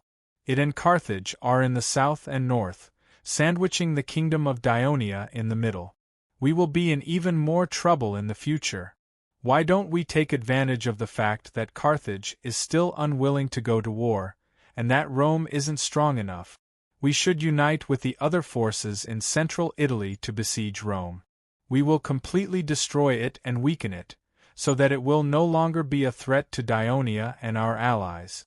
As the military minister, Helo's words were filled with murderous intent. His words represented the military's intentions. The meeting hall suddenly fell into silence. Chapter 665. Cornelius hesitated for a moment and said, Your Majesty, I'm not opposed to forming an alliance with Wolsey and letting the Rome conquer Wolsey.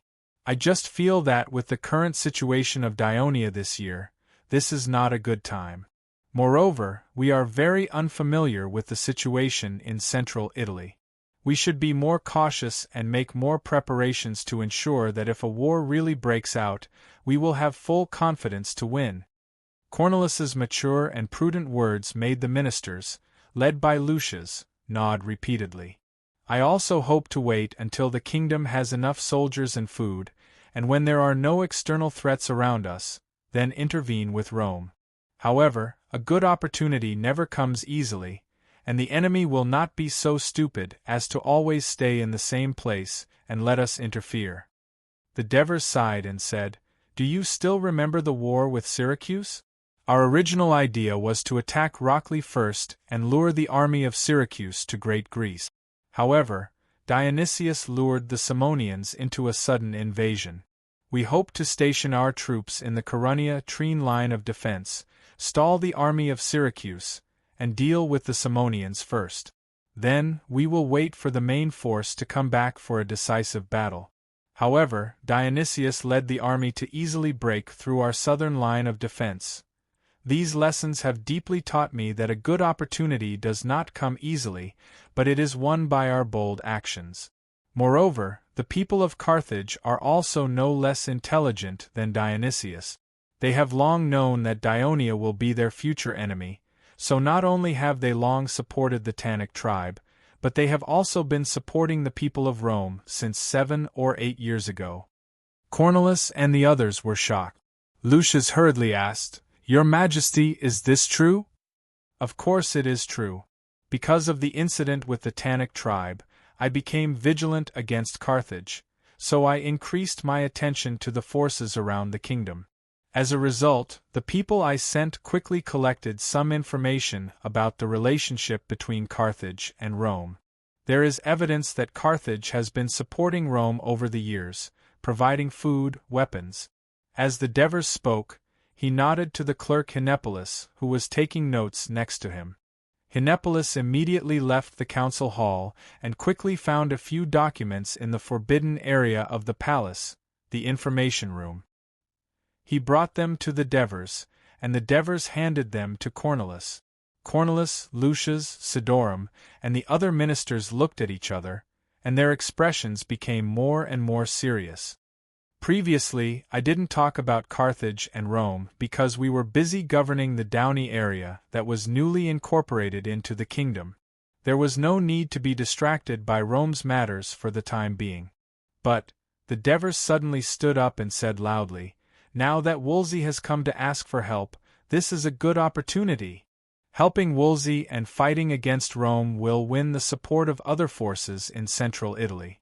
Destroying Carthage's conspiracy will also be beneficial for us when there is a war with Carthage in the future.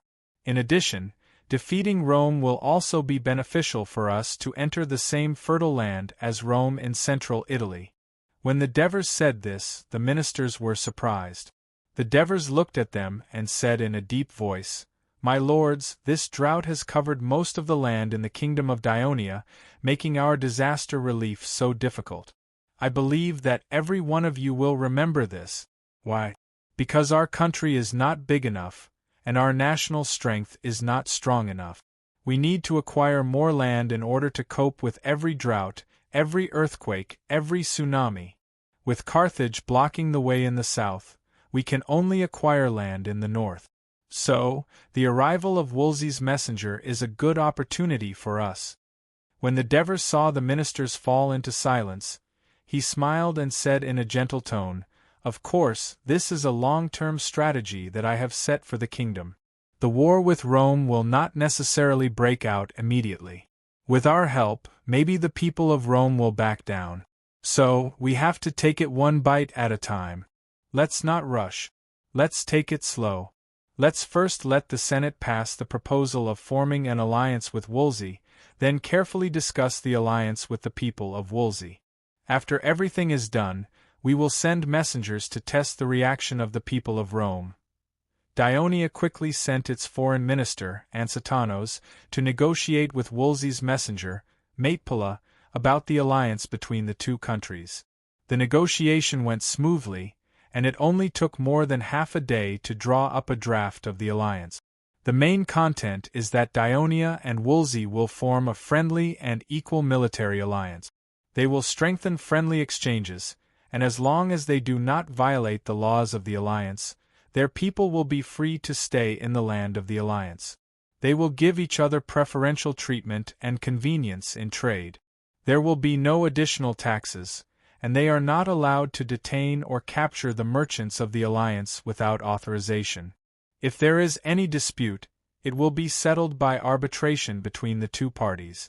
When one party is invaded by the enemy or has a war with a third party, the alliance should do its best to provide military assistance, and even send troops to participate in the war at the request of the other party. Maitpula took the draft and immediately returned to Wolsey. 10 days later, he hurried over with the Wolsey emissaries. The emissaries included the governors of several city-states in the Wolsey alliance. The Devers and the Wolsey people signed the alliance agreement solemnly. As soon as the agreement was signed, the Wolsey people could not wait to ask Dionia to send troops to Wolsey's aid. It turned out that the Romans had already conquered Valette and repelled Wolsey's reinforcements. They had begun to attack the city of Satricum. The Wolsey alliance had suffered a series of defeats, and there were not enough soldiers to organize a large number of reinforcements to stop the attack of the Roman army. They were faced with an unprecedented crisis. The Devers decided to follow Antali's suggestion and first send an emissary to Rome to mediate. At the same time, they informed the Ministry of Military Affairs to prepare for war. After careful consideration and selection, the emissary sent by the Ministry of Foreign Affairs was Topyrus. More than 10 years ago, Topyrus was still a slave bought by Christoia. Because of his quick thinking and hard work, he was promoted to the manager of a restaurant within a few years and was granted freedom by his master, the Devers. During the war in southern Italy, he participated in the most important battle of Crotone as a probationary citizen. As a spearman, he and his companions resisted the attack of Syracuse's mercenary cavalry and defeated them. At the same time, he helped other troops to defeat the powerful right wing of Syracuse and played a key role in the final victory of the battle. After the war, the surviving spearmen became official citizens of Dionia. A few years later, Topyrus also participated in the war to conquer Messapi and Pucetti. Perhaps the frequent battles had tempered his courage and broadened his horizons. He was no longer satisfied with just being the regional manager of Christoia's restaurant. Instead, he used his ability to read and count to pass the examination of the finance department and became a tax officer. When the Ministry of Foreign Affairs was established, Antalis recruited civil servants. Topyrus, who had done a good job but was tired of the daily accounting and bookkeeping, applied to come to the Ministry of Foreign Affairs. Antalis knew very well that it was not an easy task to go to Rome. The emissary needed not only to be observant and eloquent, but also to be courageous. Therefore, Topyrus, who had served as a restaurant waiter and participated in many battles, was the best candidate.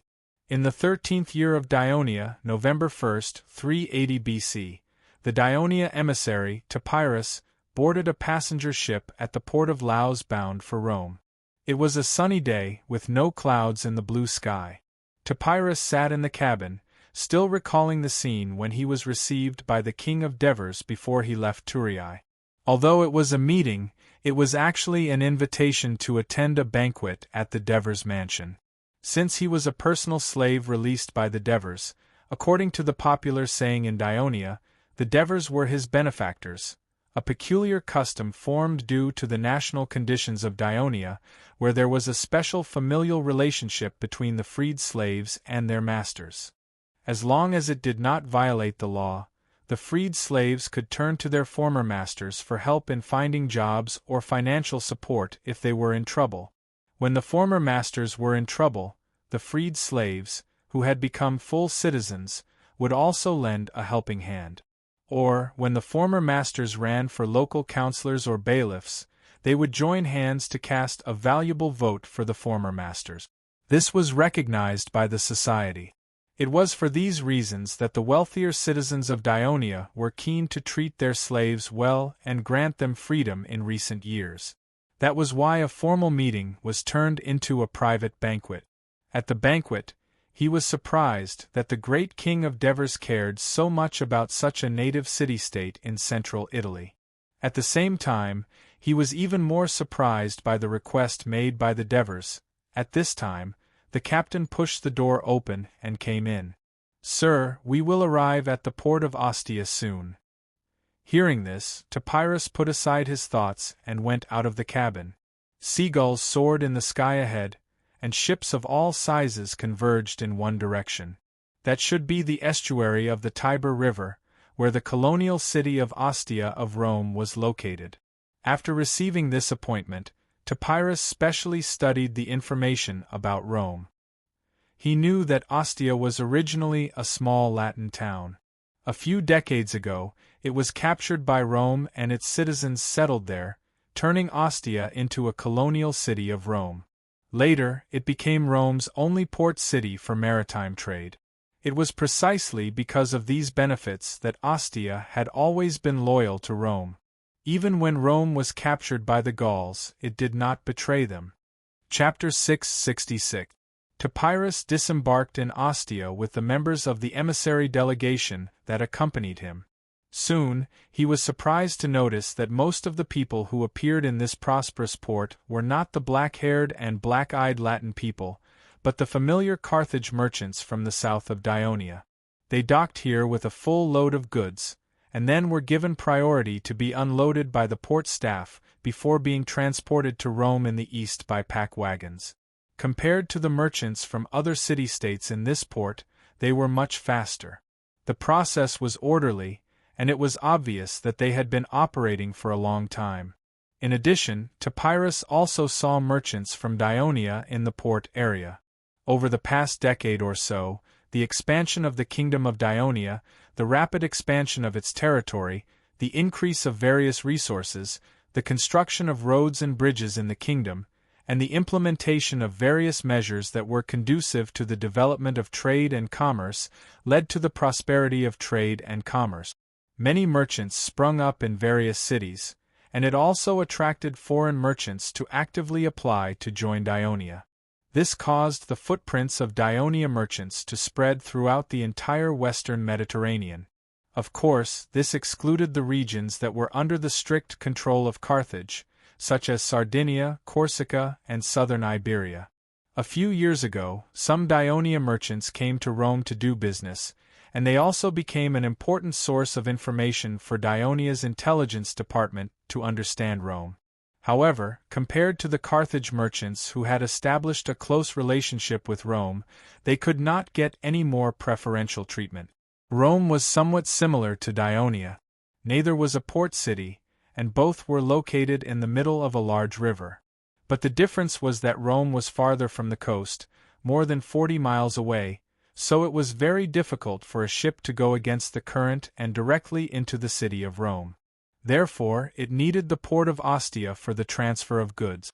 Topyrus and his party left Ostia and headed north along the south bank of the Tiber River. At around 3 o'clock in the afternoon, they saw the city of Rome towering in front of them. Rome is a city built by the Latins and the Sabines 300 years ago. It is said that at that time, this place was full of tidal flats and swamp. Many powerful forces in the surrounding area looked down on this place, but this does not mean that the people of Rome can develop quietly and steadily.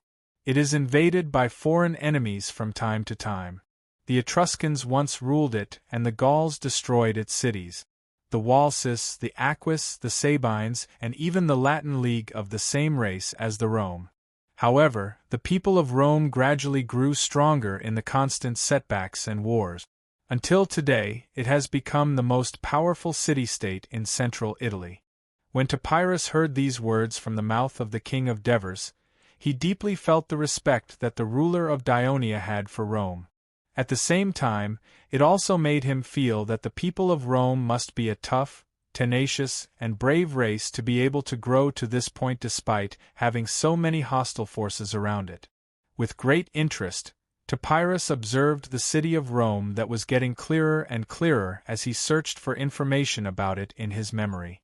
Rome was called the City of 7 Hills because there were 7 hills in the city, and they were all concentrated at the bend of the Tiber River. Due to such a series of river bends that went west, then east, and then west, it was easy to form a depression when there was a flood during the rainy seasons of spring and summer. Therefore, the original people of Rome lived on these hills. The city of Rome that Topyrus was looking at now was a new city. It was built by the people of Rome on the ruins after the Gauls were driven out 10 years ago. It was said that the people of Rome only took a year to build it. How could they build a big city in such a short time? Topyrus was surprised to find that the walls of Rome standing in front of him were not straight and smooth like the walls of the inner city of Turin. Instead, they were curved, and the bricks and rocks were pieced together in a disorderly manner. Therefore, the walls were rough, had large gaps, and even protruded outwards. Of course, the walls were tall enough, so it could be judged that the walls were thick enough. Otherwise, such a bad wall would not have been able to hold up. Of course, this was only Topyrus' personal opinion. The more professional people were hidden in his emissary group. They would quietly and carefully observe the city, recording the situation of Rome and the surrounding areas in detail from various aspects, such as military, politics, commerce, and society. They would also summarize the information and report it to the King of Devers. In fact, what Topyrus did not know was that 7 years ago, after Camillus drove away the Celts, the city of Rome was already in ruins. The people of Rome were debating whether to move this city that had suffered misfortune because of the curse of the gods, or to rebuild a new city on the ruins. The questions were debated endlessly, and finally, a citizens' assembly had to be held to decide. Just as the voting was about to begin, a centurion who had become a hero in the previous battle brought the flag-bearer to the stage and suddenly shouted, "Stop! Put up the flag! This place is the best place to build a city." His words immediately received the support of many former comrades. Immediately, Camillus and a few other highly respected senators quickly declared in a pious manner that this was a divine omen. In fact, the citizens were already tired of this long debate and anxious. Under the guidance of the senators that they trusted, their mood quickly changed. Everyone cheered and demanded that Rome be rebuilt here. In order not to waste the passion that the people had worked so hard to incite and cause another unforeseen event, the construction work was carried out quickly. Since there was basically no normal planning and construction division, the construction process was completely arbitrary or convenient. Therefore, whether it was the city walls or private buildings, the construction was quite poor. However, to ensure the speed, the reconstruction of Rome was completed within a year. One could imagine how effective it was.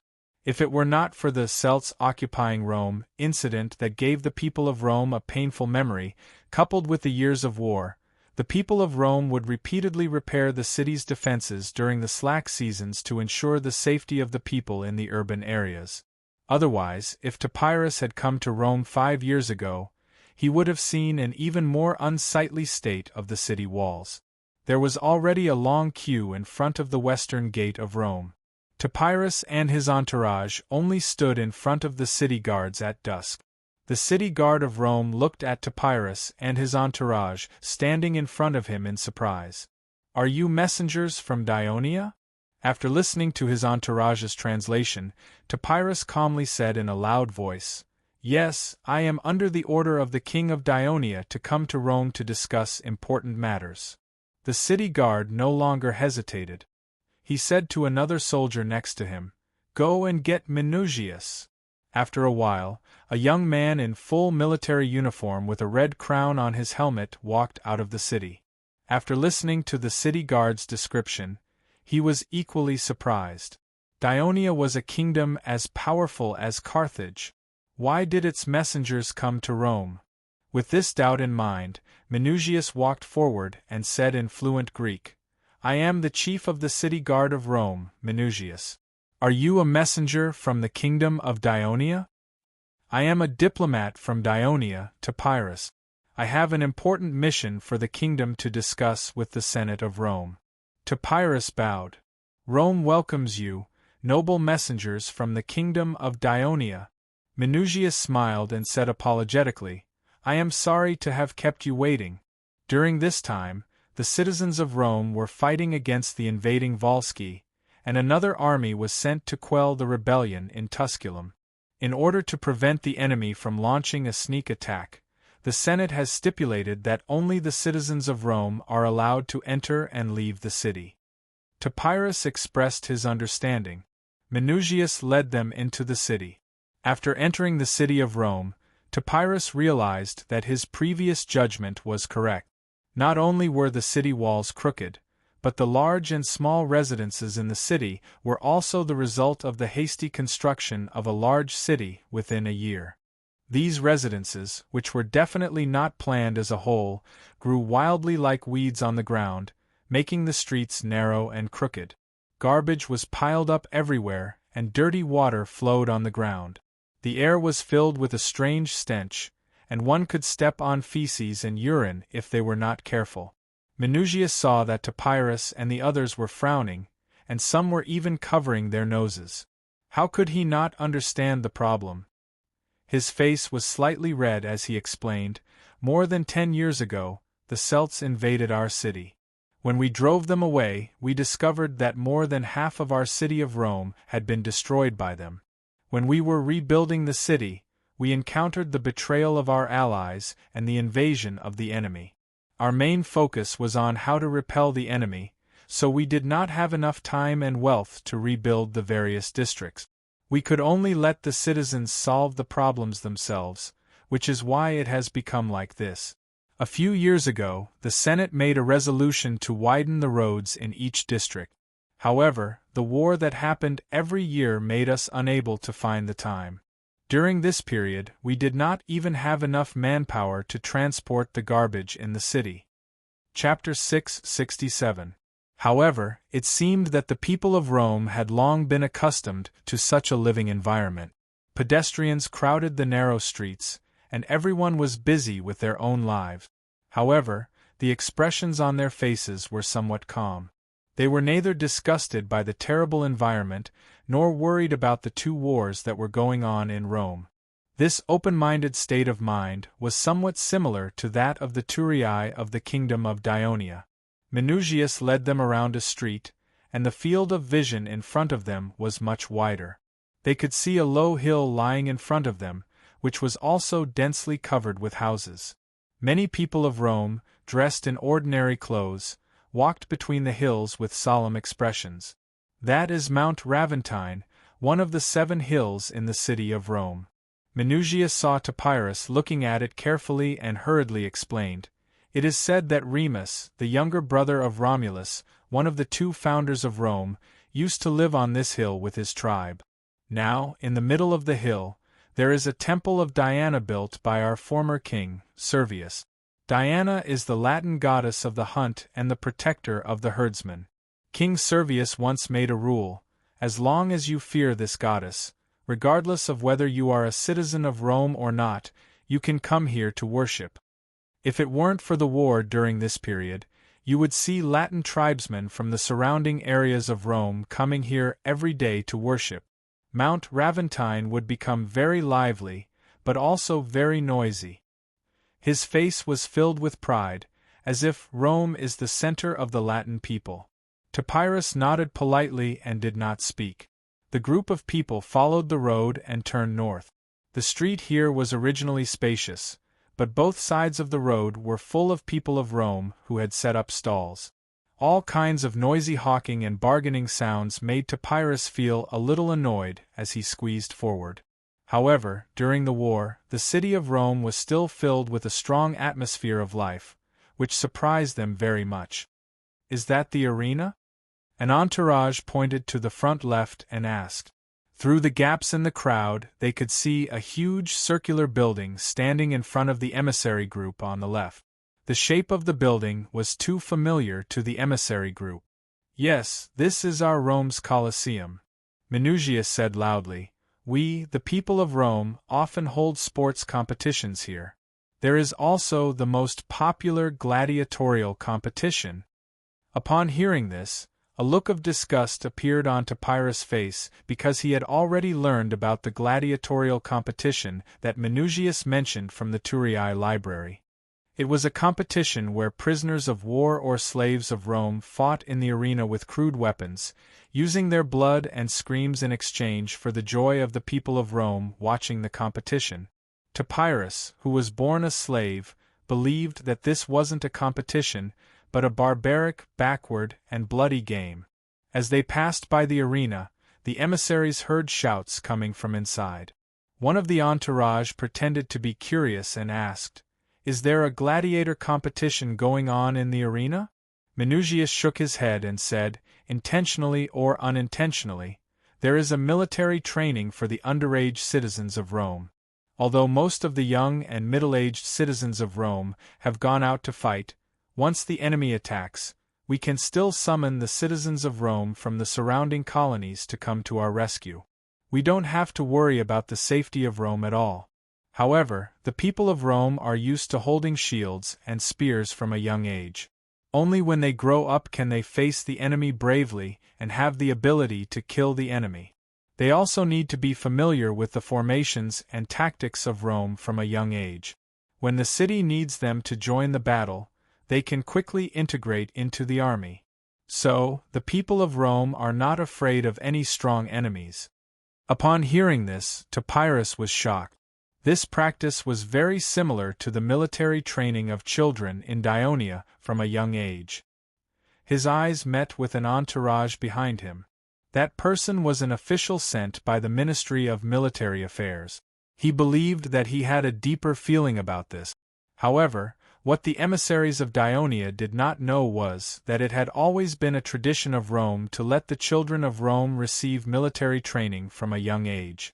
However, it was only in the last 10 years that they were taught the fighting methods and tactics of Rome from a young age.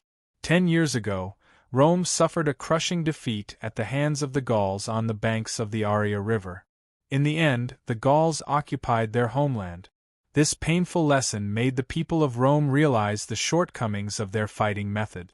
After some investigation and consideration, the dictator Camillus carried out a military reform on the Roman army. He learned the tactics of the Celt. First, he changed the large phalanx formation of the Roman army, which was similar to that of Greece, into multiple small phalanxes, i.e., squadrons.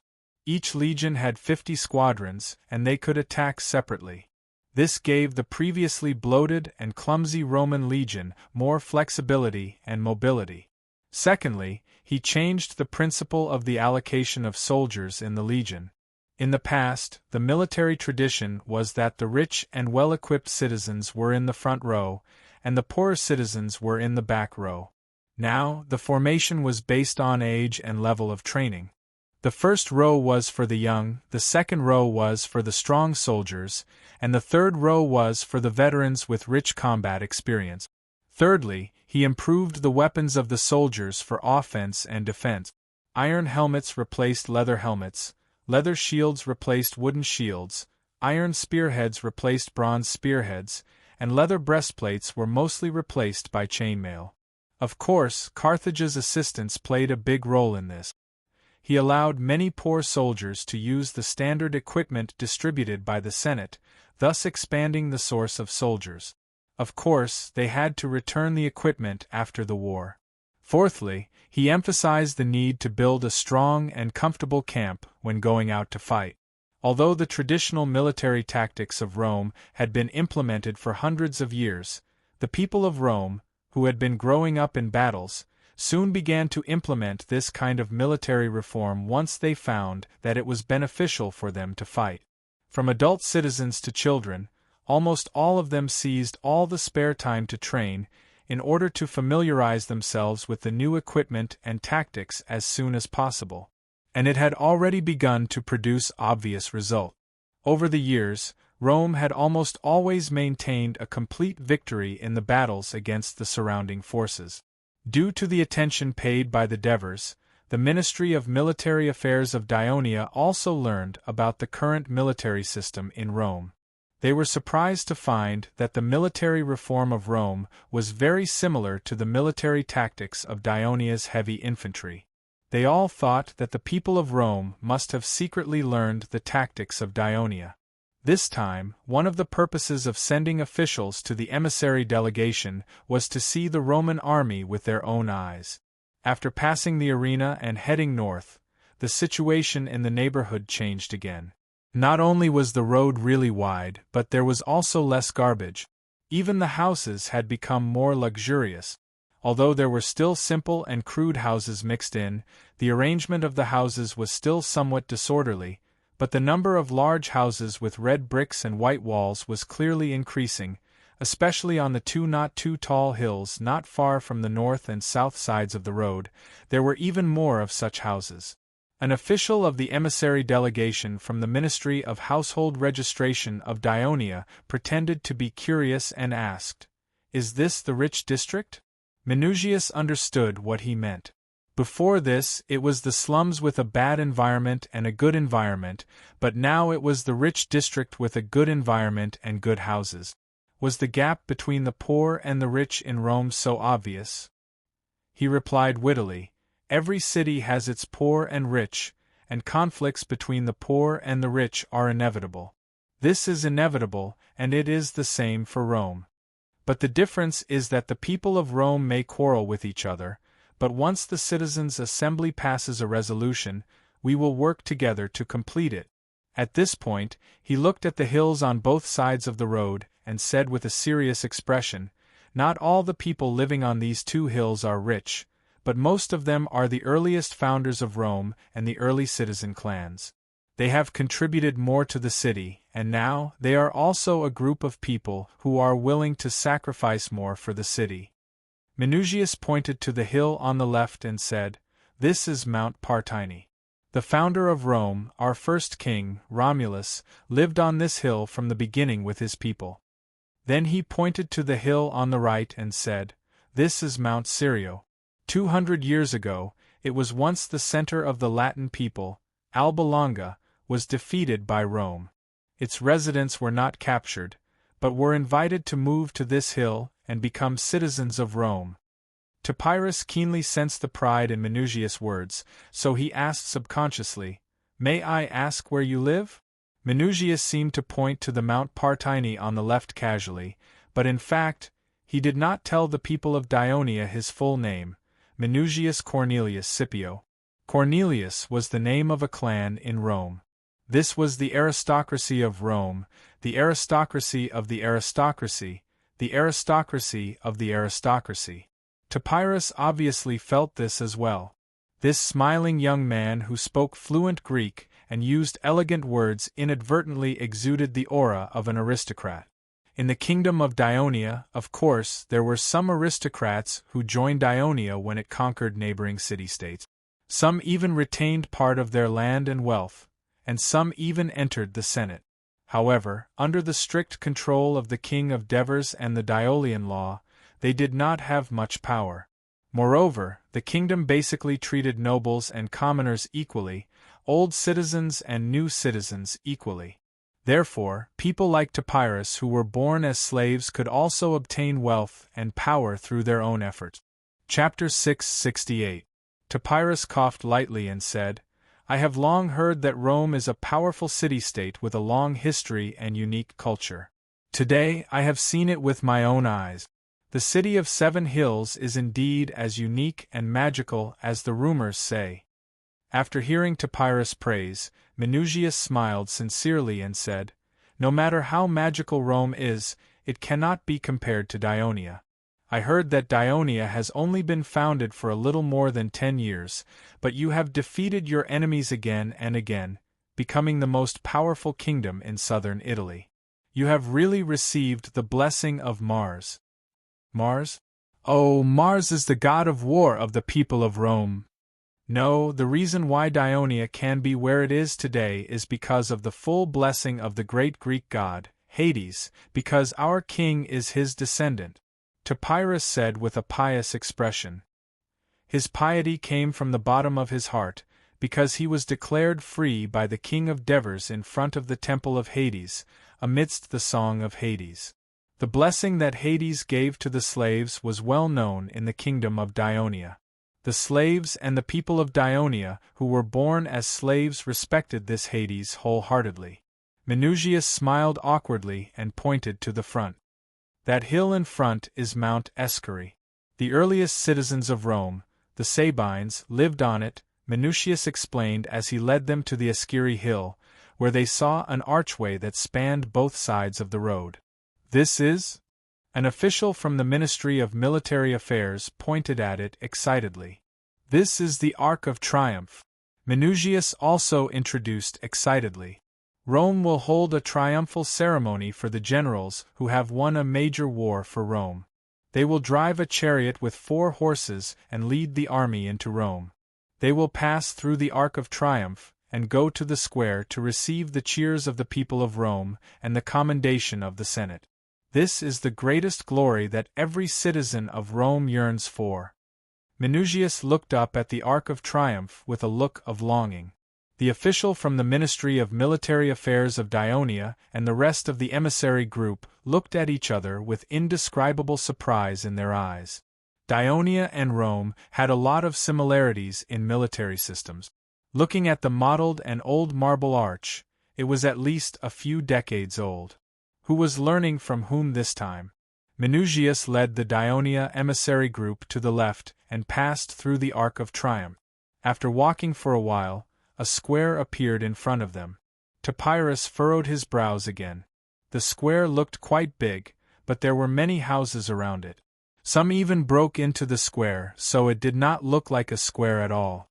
Ever since Topyrus stepped into the city of Rome, he felt that the people of Rome mixed public facilities and private houses everywhere. Even the square, which represented the heart of the city, could not be avoided. It was a little hard for him to accept. Minucius obviously saw the unhappy look on Topyrus' face. Not wanting to be looked down upon by the people of Dionia, he said loudly, "This square is an old square. It has been around for about 150 years. It is mainly used for leisure and gatherings. There is an even bigger square in Rome. On the west side of this square, it can accommodate 100,000 people. It is used to gather troops. Sometimes, it is also used as a voting place for citizens' meetings. It is called Piazza de Mars." Piazza de Mars. Hearing this name, Topyrus remembered that this young man had said before, Mars is the god of war of the people of Rome. This name was similar to the Victory Square of Thurii. This showed how much the people of Rome respected the military. Minucius led the way through the square. Along the way, people greeted him from time to time. At the same time, they also cast curious glances at Topyrus and his group. The Senate of Rome was located on the west side of the square. It was a tall building that looked like a temple. Minucius asked them to wait at the steps in front of the Senate, then quickly walked into the Senate. Other than the fact that other meetings were being held or the celebration of the gods, the Senate of Rome would normally convene at sunrise every day. As for when it would end, it would depend on how many matters there were to be discussed. However, it would usually not end after sunset. It was already dusk, so the senators must have already left. However, as it was a time of war, the Senate had a rule that there must be a military officer on duty at night to prevent emergencies from happening and to prepare in advance. Minucius walked into the guard room next to the meeting place and found that the military officer on duty was someone he was familiar with. He shouted, "Paulus!" Paulus Valerius Spotitus was letting the slaves light the candles. When he heard the voice, he turned around and asked in surprise, "Minucius, why are you here? What happened?" As the chief of the city guards, Minucius definitely did not come to the Senate at this time to chat with him. There is an important matter. Minucius did not beat around the bush and said directly, "An emissary from the kingdom of Dionia has come to Rome. They said that they have something important to discuss with the Senate." Dionia? Paulus was not a civilian military officer. He knew a lot about Dionia. He immediately said with a serious expression, "Why would the Greek kingdom of southern Italy send an emissary to Rome at this time?" Minucius was no longer smiling.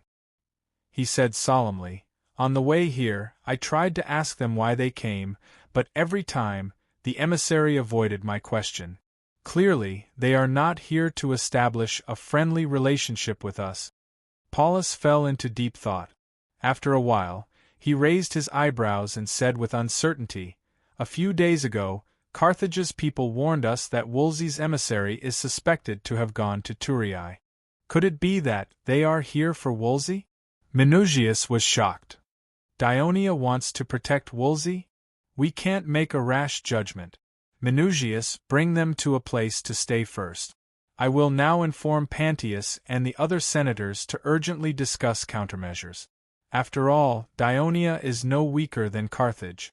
We must be careful, Paulus said in a low voice. Topyrus and his entourage were arranged to stay in a public hotel that was under the jurisdiction of the Senate. The hotel was near the Old Square and not far from the Senate.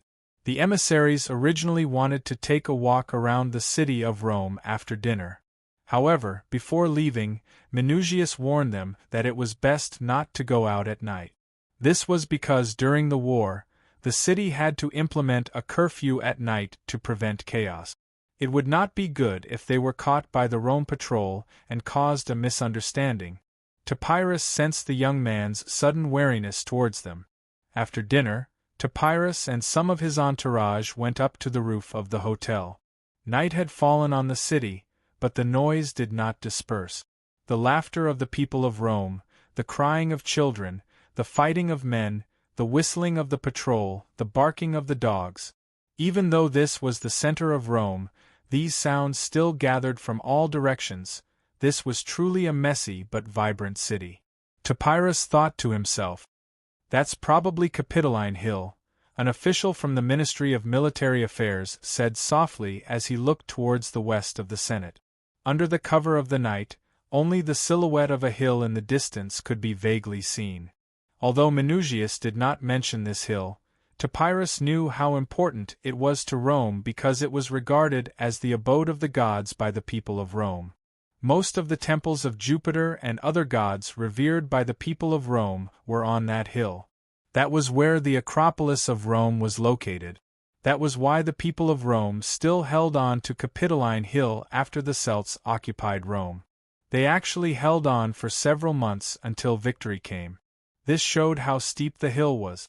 This was probably what the Ministry of Military Affairs was most concerned about. Was it possible for Daionia to go to war with Rome? Topyrus looked at the entourage, then turned his eyes to the Senate in the night. No matter what, he had to complete his mission first. The next morning, Topyrus was invited to the Senate of Rome. It was a circular hall. The dark red wooden chairs were like the seats in the arena. From the front to the back, they were closely arranged in rows. Senators of Rome dressed in white robes sat there. There were nearly 300 of them, including 2 magistrates. In recent years, due to the increasing conflict between the nobles and the commoners in Rome, the commoners refused to elect a magistrate in the citizens' assembly in protest against the nobles' monopoly of power. However, the military situation around Rome was quite bad. In order to ensure the safety of Rome and the smooth implementation of internal affairs, the nobles and the commoners negotiated and had to agree to elect 6 magistrates every year. 3 were from the nobles and the other 3 were from the commoners. Half of these senators in Rome were white-haired old men. Most of them were the patriarchs of the major clans in Rome. Of course, the other group of senators were also nobles. They had previously held high-level positions in Rome. Because of their achievements or political achievements, they were recommended and selected to finally enter the Senate. Entering the Senate made it easier for them to hold high-level positions in the city. Chapter 669. At this moment, Topyrus calmly faced the most powerful people in Rome and said in a loud voice, "Respected senators of Rome, the king of the Devers of the kingdom of Daionia has asked me to bring his sincere greetings to you. Before I left, he repeatedly told me, although he has never been to Rome, he knows that Rome is a great city-state, and he has a deep respect for Rome." Topyrus' words did not seem to be fake. It was beyond everyone's expectations and moved them. After all, they had heard some rumors about the king of the Devers of Daionia, and they felt honored to be praised by him. His Majesty the Devers also hopes that my visit this time will not affect his good impression of Rome, as well as the precious peace between Rome and Daionia. Topyrus' next words suddenly changed the topic, causing the senators of Rome to feel nervous. He then said loudly, "Wolsey has already formed an alliance with Daionia. Daionia hopes that Rome will stop its invasion of Wolsey's territory, return the territories it has captured, and both sides will stop the war."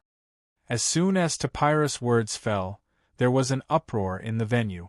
Someone stood up from the crowd and asked angrily, What if Rome doesn't stop the war? Topyrus replied confidently, then Dionia will fulfill its alliance with Wolsey and send troops to stop the war. The entire venue suddenly exploded, and arguments were heard everywhere.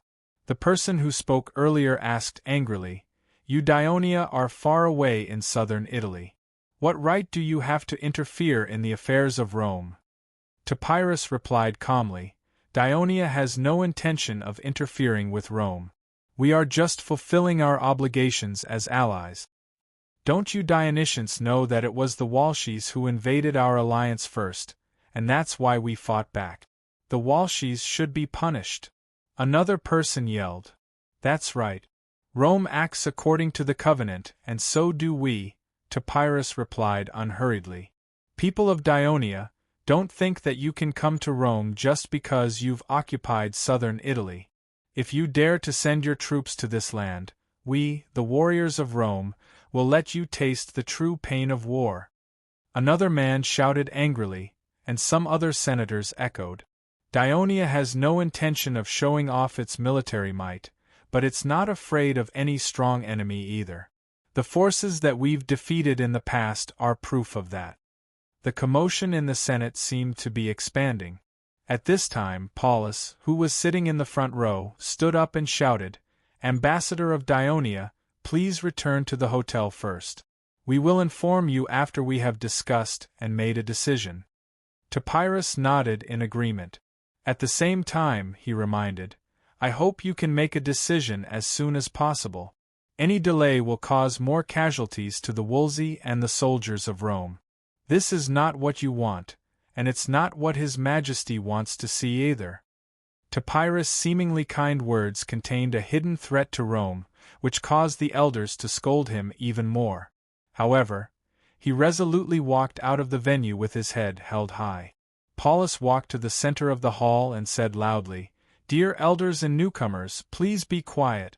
Please be quiet. The people of Dionia have asked us to stop attacking Wolsey. Do you have any opinion on this?" The man who had shouted at Topyrus many times said, "Do you even need to ask? Of course, ignore them. Our citizens have gone through many bloody battles and finally won this opportunity to defeat the Wolsey. How can we let Wolsey go just because of a few words from the people of Dionia?"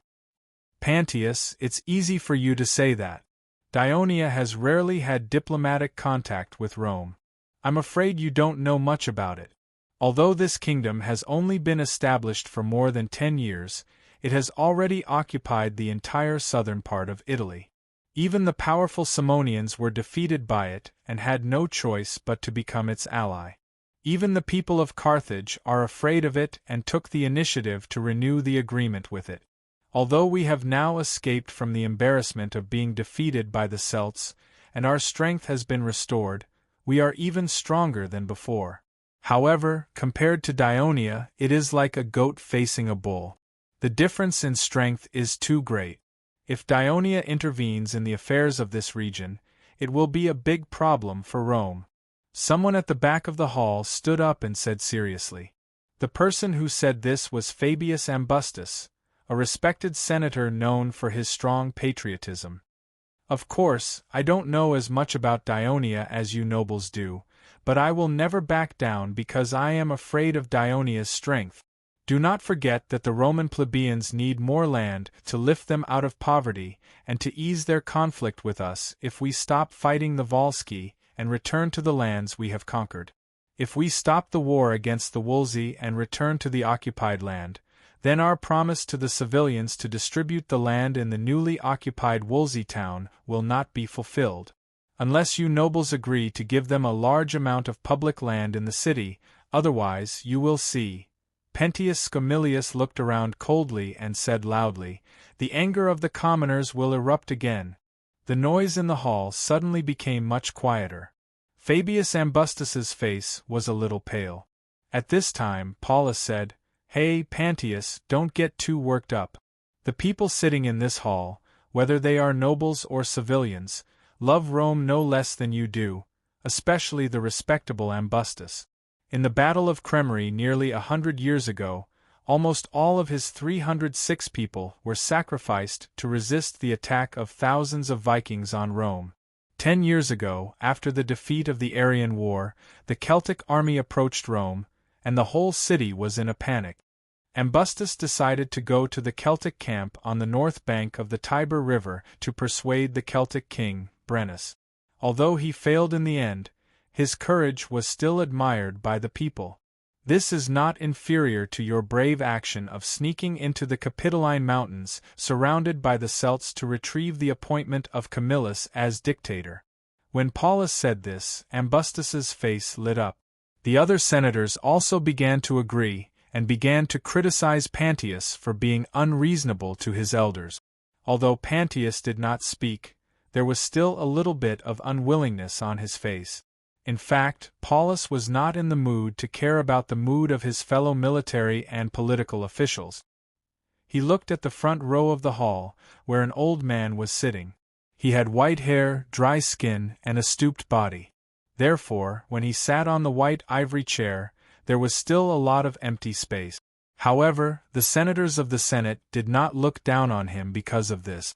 Instead, like Paulus, they looked at him with respect.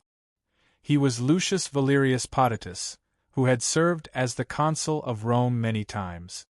"Uncle, what do you think about the unreasonable request made by the people of Dionia?" Paulus asked respectfully. He was not a direct relative of the old man, but both of them belonged to the Valerius clan and the same Potitus family. It was natural for him to call him uncle. "We don't have to reject Dionia's request immediately. After all, such an important matter can't be decided in a short period of time. We can slowly negotiate with the Dionians." Potitus opened his turbid eyes and said slowly, "We don't need to reject Dionia's request immediately." Paulus's eyes lit up. He understood what this uncle meant, and that was delay. "No, we must never give hope to the people of Dionia. In order to avoid trouble in the future, we should reject them directly." An old man next to Potitus objected loudly. He was Publius Cornelius Maruginense, a senator of Rome whose prestige was not inferior to Potitus. In the Senate, he had always opposed Potitus, but this time, the senators were intimidated by the power of Dionia and did not accept his opinion. Finally, Ambustus picked up where Potitus left off and gave a concrete suggestion. "We should send a messenger to inform Camillus and Frius immediately and get them to settle the matter with the Tuscarans as soon as possible. Then, they should lead the troops to Saturnicum without returning to the city and assist Licinius and Quintus in attacking Wolsey. We should try to occupy as much land as possible in a short period of time." As he said this, Pantius glanced at him, and Paulus nodded. "Also, we must contact Carthage as soon as possible. See what they think about Dionia's sudden intrusion into the Latin region." Potitus reminded. "I'm afraid we should also remind our colonies and allies to be prepared," Pantius said. In the end, the Senate of Rome made a decision. They sent a messenger to inform Topyrus, who pretended to be sincere and said, "The Senate is already considering the matter of a truce, but because 4 military and political officials are far away, without their consent, according to the legal procedures of Rome, a final decision cannot be made. So, please wait a little longer." Topyrus did not have a deep understanding of the political system of Rome. Judging from the political system of the Kingdom of Dionia and the surrounding Greek city-states, the absence of so many generals seemed to have a great impact on the Senate's decision, especially since they were the parties involved. So, he pretended to be in a difficult position and said, "My king is waiting for my return, and I hope the Senate of Rome can give me a final answer as soon as possible. I can wait, but the king of Dionia has no patience to wait." Chapter 670. The next day, Terrace was woken up by loud shouts outside the hotel. He put on his coat, stood in front of the window, and looked down. He saw hundreds of Rome people gathered in front of the hotel. They waved their fists, shouted angrily, and even tried to break through the guards and rush into the hotel. "What are they yelling about?" Tamarus asked his translator. These people from Rome are cursing us. The translator stammered angrily. They asked us to leave Rome. They said that Dionia has no right to interfere with their affairs in Rome. They said that they are not afraid of Dionia. If we dare to send troops here, they will definitely defeat us. Tamarus knew that the translator didn't translate the message properly. It was impossible for these angry Rome people to speak so elegantly, but he didn't care at all. There was a popular saying in the kingdom of Dionia: dogs that bite don't bark, no matter how fiercely they bark. More and more people gathered, but Tamarus wasn't afraid. On the contrary, he hoped that they would rush in and injure one or two people in the emissary delegation. Once this problem was magnified, Rome would have a hard time dealing with it, and Tamarus would have more means to mediate. But Tamarus's wish was destined to never come true. The heavily armed Rome patrol team soon arrived and tried to disperse the crowd. There were even some scuffles between the two sides. When the captain of the patrol, Titus Cassius, saw Tamarus, his face darkened. He threatened, "People of Dionia, this is the result of your request for a truce.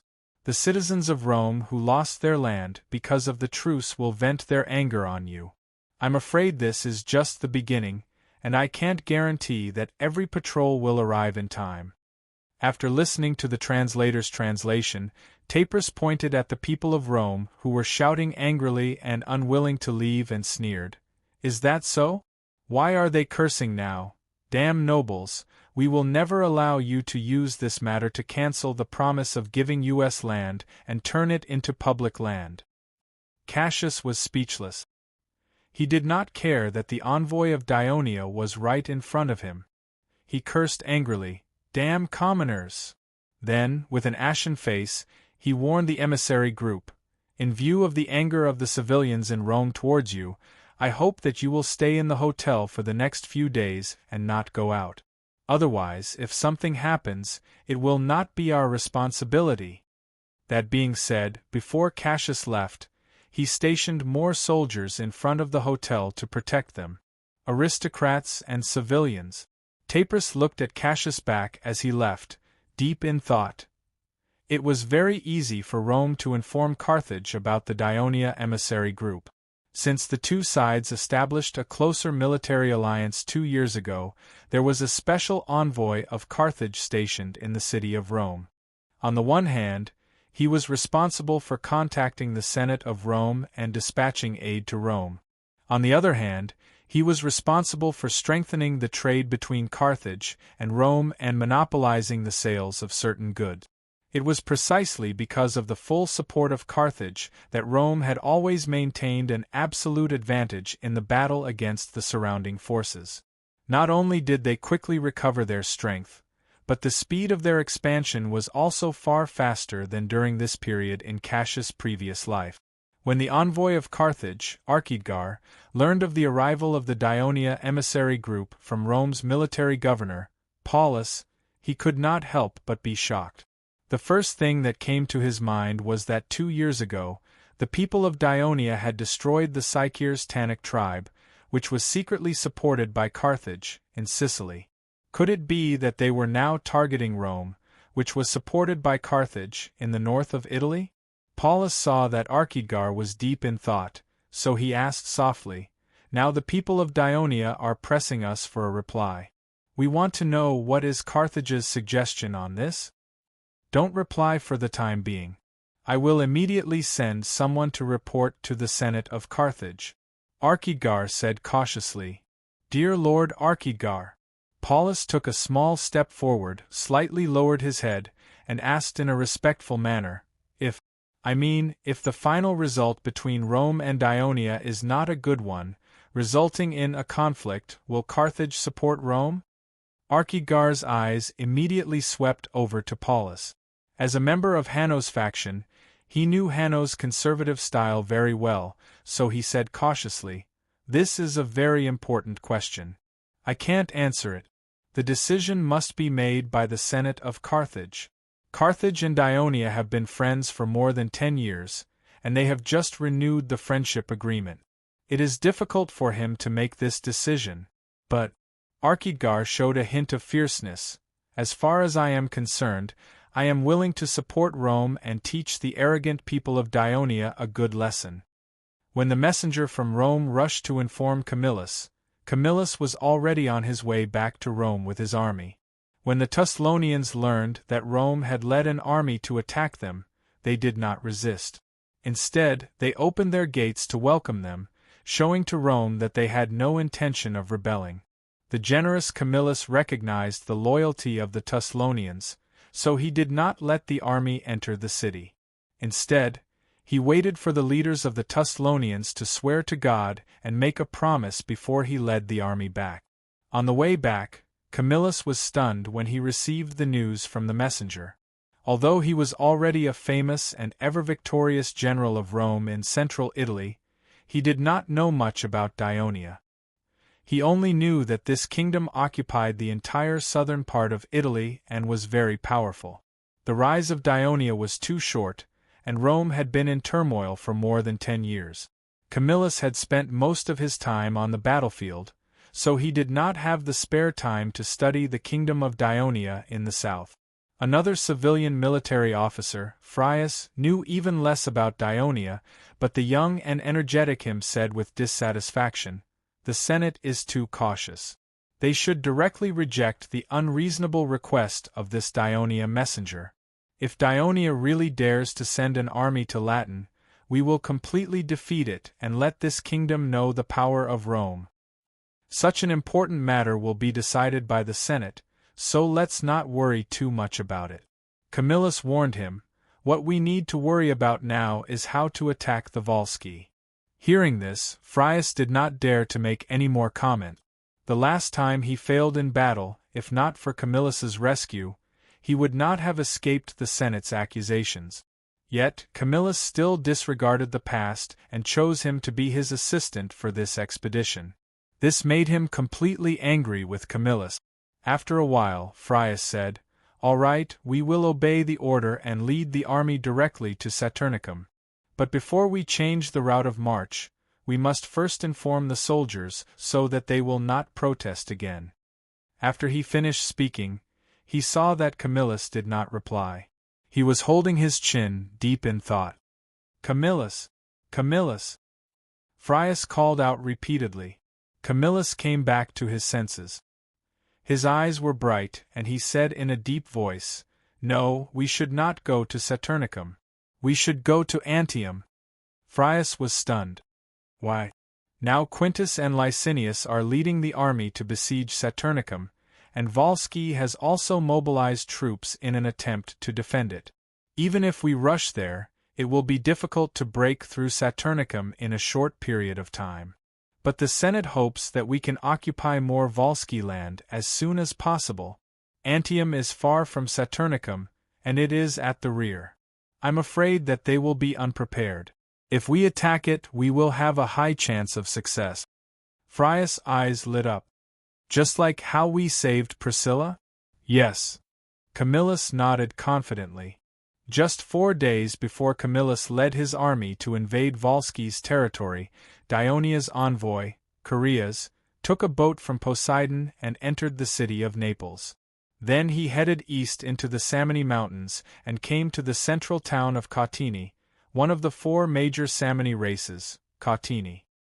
He met with its leader, Segavani, and expressed to him that the king of Dionia was seriously concerned about the Cautini warriors frequently invading the territory of the Campanian alliance. He hoped that Cautini would not violate the covenant again, restrain its people, and ensure that similar things would not happen again. Segavani only said lightly, "Got it."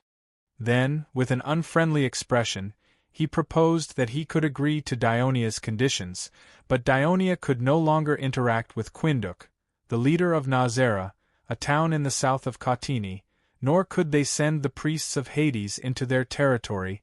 Roping in and assimilating Nazara was Dionia's established strategy. Of course, Chaereas could not agree to Segavani's request. Therefore, he was given the cold shoulder in Cautini and even received loud insults and humiliation from some of the Cautini people. Segovani not only did not stop it, but also took pleasure in his misfortune. Koreas returned to Poseidon angrily and wrote a letter to the Turii Senate, truthfully describing what he had encountered and seen during his visit to Kautini, and concluded that the Kautini would soon launch another attack on the Campanian alliance. The Devers had discussed this with the Ministry of Military Affairs beforehand, and Koreas's judgment was indeed consistent with the Kautini's practice for the past 2 years. Every time Dionia sent an envoy to condemn the Kautini's aggression, the Kautini would soon launch an attack on the Campanian alliance. It seemed that the great leader of Kautini had a rebellious mentality against Dionia, and always liked to go against G. Therefore, after an urgent discussion with the Ministry of Military Affairs, the Devers decided to immediately send Legio III to assist the Campanian alliance against the upcoming attack of the Samani and Kautini tribes. Chapter 671. On the third day, the fully equipped Legio III left the Grimentum and sailed to Poseidonia before entering the port of Naples by sea. Naples was a pearl among the Greek colonies in central Italy. It was the second colony built by the Greeks in Italy after Cumae. It had a long history, but at the beginning it was just a small port called Partenope, meaning pure eye, which was the name of an ancient Greek siren. As time went by, it continued to expand and finally became the largest city-state in the Campania region. Later on, it was renamed Naples, meaning new city. In the process of Naples' development, Syracuse had provided a great help. 100 years ago, Dillon, the tyrant of Syracuse, sent an army to help Cumae and Naples repel the Etruscans' attack. Later on, Syracuse sent troops to help Naples defend against the Samnites' attacks. So in the past, Naples and Syracuse had a close relationship and were close allies. However, since the rise of Dionia and the complete destruction of Syracuse's hegemony in the Southern Italian War, Naples, which had strongly supported Dionysius in the Southern Italian War, had no choice but to surrender to Dionia. A large number of Campanian mercenaries under Dionysius' command were provided by the Campanian alliance, which was led by Naples. In the process of Naples' expansion, the Samni had also helped it a lot. For 100 years, the Samni had constantly attacked from the eastern mountains to the western lowlands, capturing many towns built by the Etruscans and the Greeks in Campania. Even the ancient city of Cumae had been destroyed, and the big city of Capua had been occupied by them. A large number of people fled to Naples, which they thought was the safest, causing the population of Naples to skyrocket. This was also the reason why there were so many Campanian mercenaries in the western Mediterranean.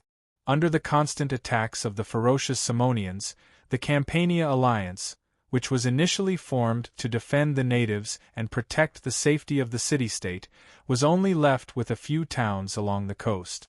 If not for the Campania alliance's timely alliance with Dionia, most of the land would have belonged to the Simonians in less than 20 to 30 years.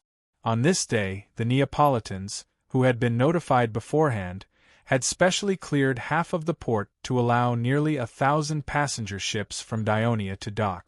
Many Neapolitan citizens brought their families to the port to watch curiously. I heard that the Legio III from Dionia is coming to Naples this time. What does this legion mean? That's a unique army of Dionia. It's very different from our other city-states. I heard that this army has many advantages, which is why they have an advantage in battle. Since the Legio III is here, then there must be the 1st and 2nd legions. Why didn't the 1st and 2nd legions come to Napoli? Naples is the leader of the Campania alliance. Idiot! It's not that Dionia is looking down on us, but their Legio III is the closest to us. They're stationed in Lucania municipality, so it's the most convenient for them to come to Campania. And don't underestimate this Legio III. In the southern Italian war 10 years ago, they defeated the Simonians' army that invaded Potentia and captured Capusa and Ennona alone. Therefore, they're very experienced in dealing with the Simonians. If the Legio III is so powerful, Then wouldn't the first and second legions of Dionia be even more terrifying? I heard that the kingdom of Dionia has 10 legions, and each of them has achieved a lot in the past wars. I think any one of them is enough to fight against the ferocious Simonians.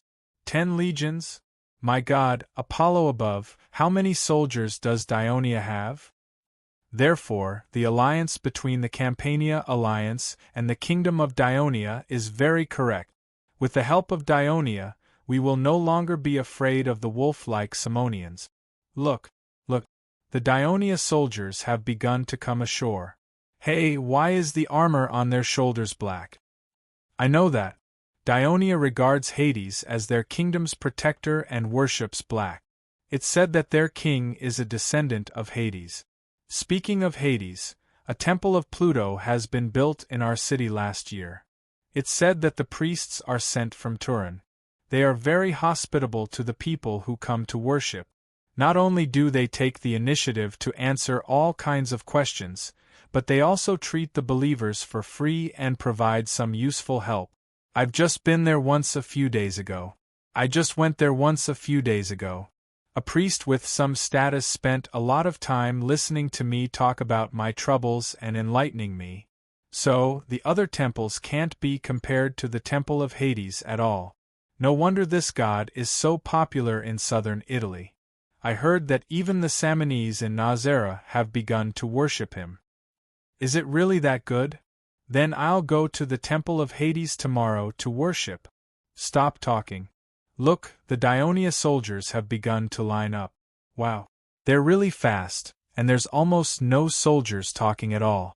It's not like our militia gathering. The noise can be heard 10 miles away from the city. This is the army that can fight against a strong enemy. Oh look, there are so many flags in the Legion of Dionysia, and all of them are shining in gold. It's so beautiful. Idiot, those flags are used to command the battle, not to look good. Look, the Dionia actually sent so many cavalrymen. I'm afraid that this is more than the number of cavalrymen of the Campanian alliance. What's so strange about that? I heard that Dionia has 4 cavalry legions, and each of them has nearly 2,000 cavalrymen. Oh, Apollo above, Dionia is really a powerful country. The people of Naples were discussing and commenting about the Legio III of Dionia, but few of them criticized the Legio III for having so many foreigners, mainly the Lucanians, in the Legio III. This was because Naples had been surrounded by many different races since its establishment. The Auronsi and Etruscans were to the north, the Simonians to the east, the Lucanians to the south, and the Phoenicians from the Sardinian island to the west. After living for 100 years, they had gotten used to living next to these foreign races. Their culture was deeply influenced by each other, so the Neapolitans were not as xenophobic as the Greeks of other cities. Moreover, many of the people in the city were of mixed blood, so one could imagine how tolerant they were toward the foreigners.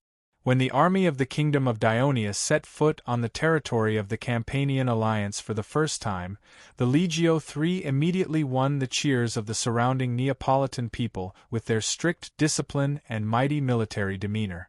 It could be said that they had successfully established the image of the Dionysian army. Just as the various battalions of the Legio III and some of the cavalrymen of the 2nd Cavalry Legion that were transferred over by Cho lined up neatly, the commander of the Legio III Legion, Lazaru, and the official of the Dionia's foreign ministry, Carias, were talking to the high-ranking officials of Naples who came to welcome them. Welcome, our great allies of Dionia. Thank you very much for your timely arrival. We can finally rest assured. For the past 2 days, there has been a continuous flow of Cautini's warriors passing through Lola and Susella in the east. The people of the Campanian alliance are very uneasy. The chief general of Naples, Onosius, said excitedly. Has Cautini's army started their attack? Lazaru asked immediately. Not yet. However, based on past experience, they will probably rush into the territory of the Campanian alliance in the next 2 days. I'm afraid the scale of the Simonians' invasion this time will be far greater than before. Mithides, a well-respected member of the Council of Naples, replied with a gloomy expression. The envoy of Dionia, Chaereas, also had a gloomy expression. He was a Turii, a student of Ansitanos. A few years ago, he was still studying history in the Dionia Academy while serving as a teacher in the Turii Academy. After Ansitanos became the foreign minister, he recruited his good student from the academy to serve as a civil servant of the foreign ministry due to the lack of manpower. Previously, Chaereas had also gone on a diplomatic mission to a foreign country and successfully completed the mission given by the kingdom. He did not expect to be humiliated by Caiutini. Furthermore, Caiutini had launched such a huge attack after that. It was obvious that they were taking revenge for the warning he had given to Caiutini. However, Lazarus smiled. Caiutini's people came at the right time. The soldiers are looking forward to a big battle. You must be Legion Commander Lazarus. I've long heard of your name, Onosius said in an obsequious manner. You've heard of me? I've never fought in any big battles. Am I that famous? Lazarus' expression darkened. He subconsciously thought of how he made a fool of himself during the Corinth tournament. That was a sore point for him. Onosius was stunned. He did not know why his enthusiasm was met with such a cold expression. Legion Commander Lazarus, who doesn't know that you played an important role as the first captain of Legio III when we defeated the Simonians back then. This time, we are all looking forward to you leading the Dionia Legio III to make a name for themselves in Campania, Mithides said sincerely. It was obvious that he had already understood the army that Dionia had sent out beforehand. At this moment, Lazarus was a little embarrassed. Fortunately, another Neapolitan general, Iolos, asked a timely question to divert his embarrassment. General Lazarus, how many reinforcements did you bring this time? 10,000, Lazarus answered crisply.